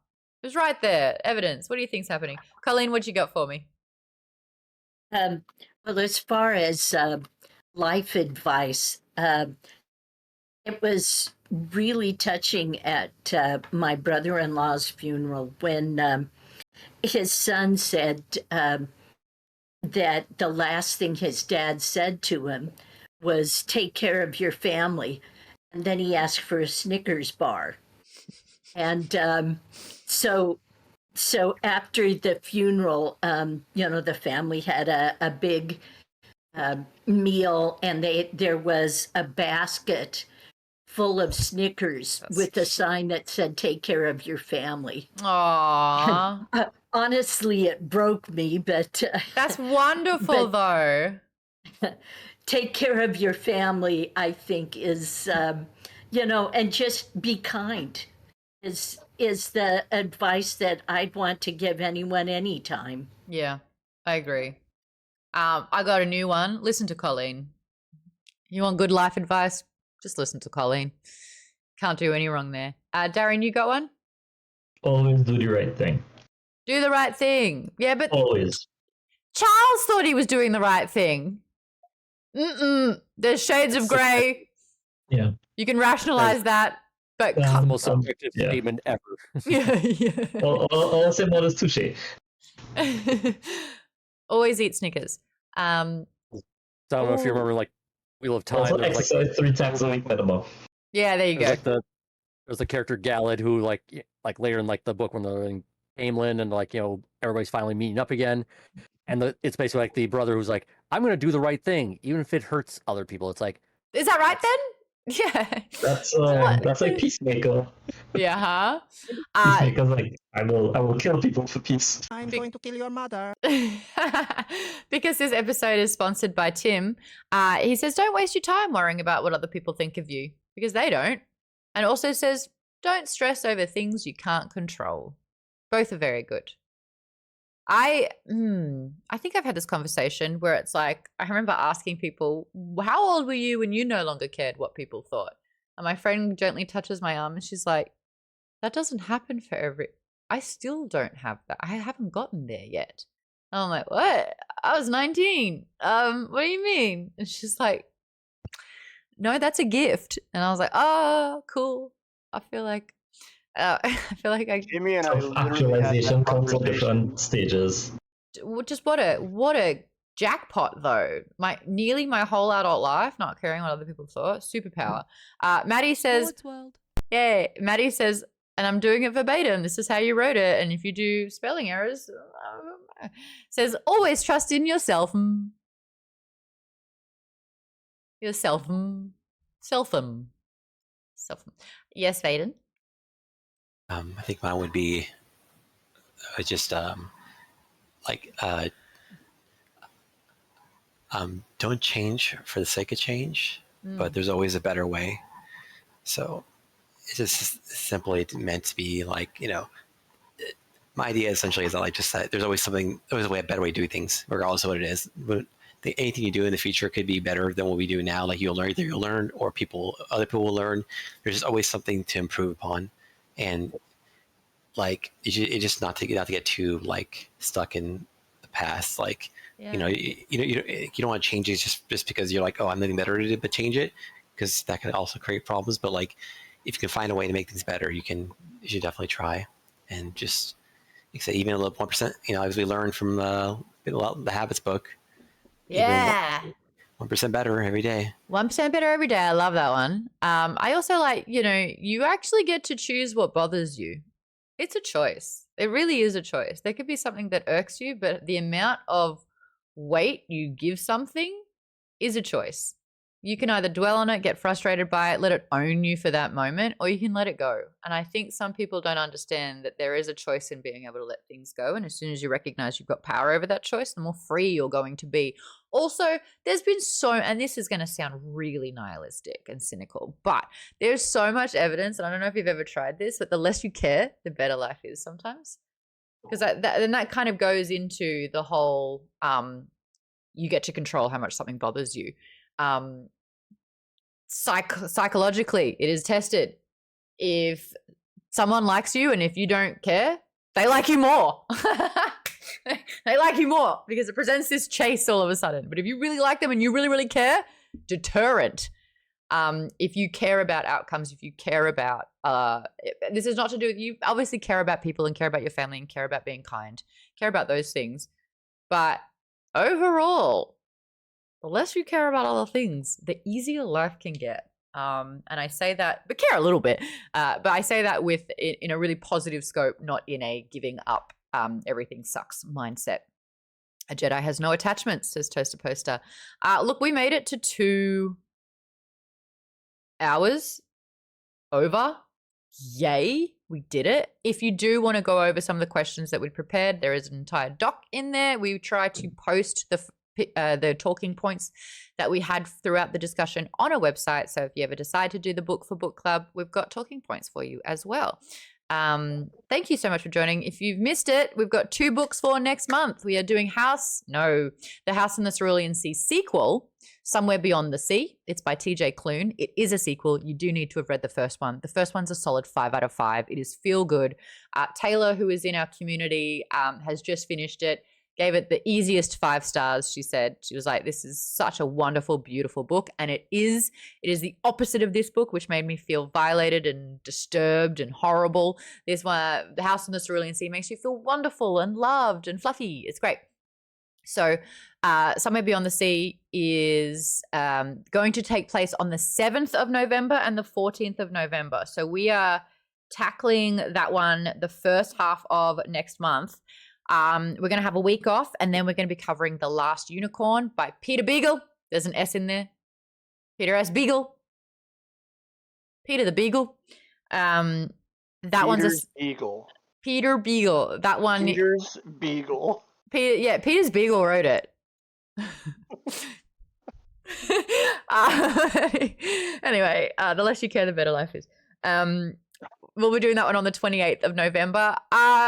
Announcing it here, Mama Garrett's going to be on the 14th of November. She covered House on the Cerulean Sea. Loved it so much she brought it to her book club, created a playlist with all the songs that Lucy had on the records, and played it during the book club. Super cute.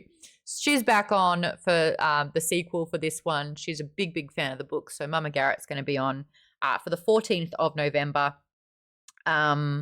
So that's what November's looking like. And then December, just when we put you back together, we're going to destroy you again. Lightbringer, the last book that is currently out in the Red Rising saga. Real quick. 28th of November is Thanksgiving. Oh, that's right. We're going to change the 28th to either probably the 26th or the 30th. Maybe we do it on the 21st. Maybe we do it on the 21st. I had feedback. You guys read too fast. What you don't know is that I read another 4 books in between all of this. So we do read a bit fast around here. I needed to palate cleanse so bad. I've been reading Sabriel by Garth Nix. Why? Because when I interviewed Margot Robbie a year and a half ago, she said she was reading it. And I'm like, if it's good enough for Margot, it's good enough for me. It's not. Tim Curry's narrating it, which is great, but it puts me, it's like my lullaby. It puts me to sleep each night. And then, of course, I wake up, no idea what happened in the last 10 minutes. Don't care. Just press play and keep going. You are reading The Man by Becky Lynch.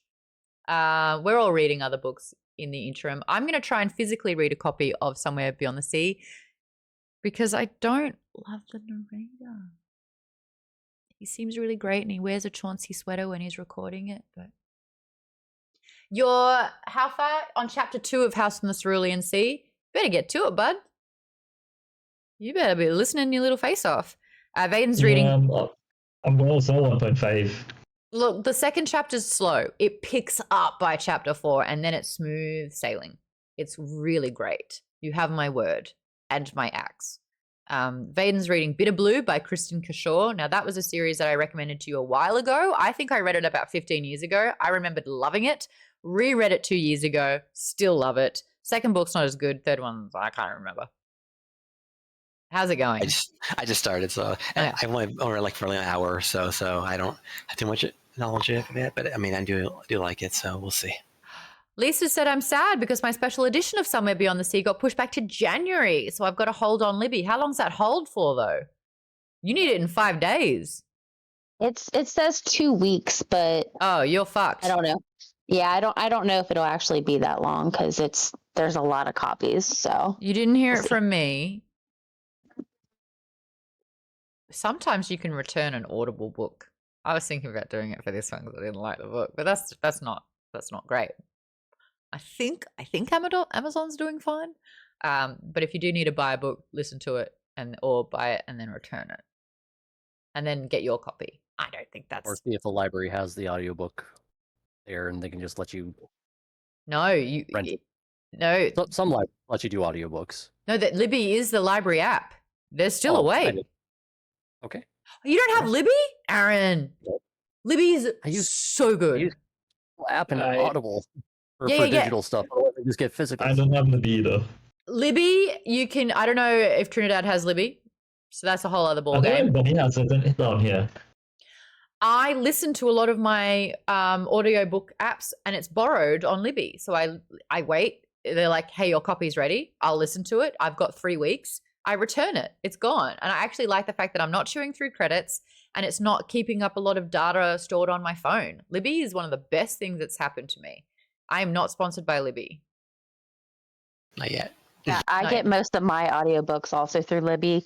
And if I either the wait's too long or they just not talking don't about, have the option, that's when I'll use my Audible credits. Yeah. I was mostly like saying, like, if return you have a public library that also does audiobook checkouts. That was my actual suggestion. Oh, got it. Yes, no, everything's on apps now. I like it like that. I don't want to see people. I don't want to leave the house. Is that crazy talk? My public library lets you do it on a website, off of their website. You can just check it out for their audio stuff. You can on the website. Oh, easy. Yeah, like digital checkout kind of things. Oh, well, there you go. Lisa's also in the middle of reading Warbreaker. I think, have we figured out what January is? I think I want to get stuck back into Sanderson. I would love to, but like the problem is, like, do you want to spend 2 months on each book? No. On each major book? No, we're just going to have to read 800 pages every 4 days. Oh, Could just do, instead of having a bonus book that month, just do 3 streams of the book. Oh, I like that. Oh, Lisa. That's why you pay the big books. Lisa, why are you still recommending Sanderson books? Stop it. Because I want to read it. She has good taste. Cheyenne and Tay are both in the chat. Tay, I mentioned you earlier. You just finished House on the Cerulean Sea and you absolutely loved it. I love that for you. Thank you for 9 months using Prime. Appreciate it. And Cheyenne, were you in the same boat? You're reading Tress, the Emerald Sea. I really want to read that one as well. I've heard very, very good things. Nick says, or we could do Sanderson as the bonus book for 2 consecutive months. Now, some people have a problem stopping a book halfway through. I'm looking at a couple of you.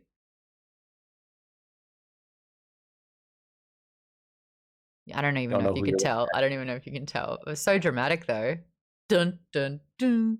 I am absolutely fine stopping a book quarter of the way through, reading another book, reading 5 books at the same time. I have no qualms with any of that stuff. Now I'm hyper paranoid about getting my fucking cuticle. But it's my nail and my teeth. And they really like meeting up from time to time. What happened to the Dresden Files? That's another conversation. They're great bonus books. Tay said, I did read House on the Cerulean Sea so that I am ready for Somewhere Beyond the Sea in November, and says very keen to do it. I would recommend the Artemis trilogy if we want to at least start that, just like give it a test run. I'm going to tell you right now, there's about 10 books I have ahead of Artemis. Fair enough. It took you 7 years. This is 7 years in the making, but you got 2 books back to back. I did. Yeah. That isn't going to stop me from recommending stuff, but I am happy we got 2 back to back. 2 back to back. And that's 7 years in the making. Wasn't it? To be fair, though, the first recommendation everybody collectively hates for the most part. Hopefully the second one will, I didn't get to say it. Redeem. NOS4A2 was rated by over 133,000 Goodread people, and the average score is 4.08. Darian, you and I are the problem. The average score out of 5. It just wasn't for me. It's 4.08 out of 5. Yeah. 4 out of 5. Yeah. With over 100,000 reviews and ratings for it. So, yeah. They can't all be wrong. I'm not going to call it a bad book. I'm just saying it wasn't for me. Yeah, it's not a Maude book. Yeah. It's not a Maude book. There's Aaron said about House on the Cerulean Sea, and I constantly get shit on for it. Because you're wrong. It's because you don't like have your happiness. opinion and be wrong at the same time. Maude, my question is, if we're talking about future books, Wise Man's Fear? What? The Wise Man's Fear at any point? Oh, yes. You're right. No? Yes. The problem I just don't want to continue because there's no book 3. That's true. Also, just as another recommendation, his Dark Materials. Oh, we did the first one for Nerdist. Yeah. They're really good books. I think we did it twice, didn't we? Like for Alpha and then Nerdist? We never got past it. Did we do it twice? No. We did Dark Wheel Tower of Time. Twice, We did Dark Tower once. We did Wheel of Time twice. We did Wheel of Time. Wheel of Time twice? Yeah. I just remember the one time and it wasn't good. I think it was Dark Tower twice. No, it was Wheel of Time because I think you guys did that with Project Alpha, and then with Nerdist. No, I did it in the early iterations of Geek Bomb Book Club. That's when we started Dresden Files back in the way day. But I got a friend of mine, Terry Schwartz, on to talk about it, and it was just over Discord. It wasn't recorded. It wasn't streamed. It was just a hangout. We were doing to The Shining with Alpha, and I was doing that with Dark Tower at the same time because I was like basically reading both during work time when I didn't have other stuff to do. I could just read between calls. You're the king of kings doing that. All righty, well, I'll have a little chat to the Members Plus after the show, even though we hung out a little bit before the show. So it'll be a quick uru. But you've got your November books. You've got your single December book. We're full steam ahead for the year. We will starting to be planning out 2025. Very excited. I love the anticipation of like the books to come. It's so much fun. A lot of books to read. We want to have a good variety as well. The problem is with sci-fi fantasy, it's book 1 of 12. It's book 1 of 6. It's book 1 of 10. It's book 1 of 5. It's book 1 of 3, which we'll never see the end of. That can be a little bit tricky. But also, last chance to get Halloween merch from Maude's Book Club using Then. You wanted to do it then? Don't buy the merch. Don't use the discount. I'm trying to swindle you all. Page 394. Also, if you're in the merch tier, we do have a last design that we need to brainstorm and get together. I have no idea how to do it, but Amanda Tass sent me a link, so we'll figure that out together as well. Maddie says MBC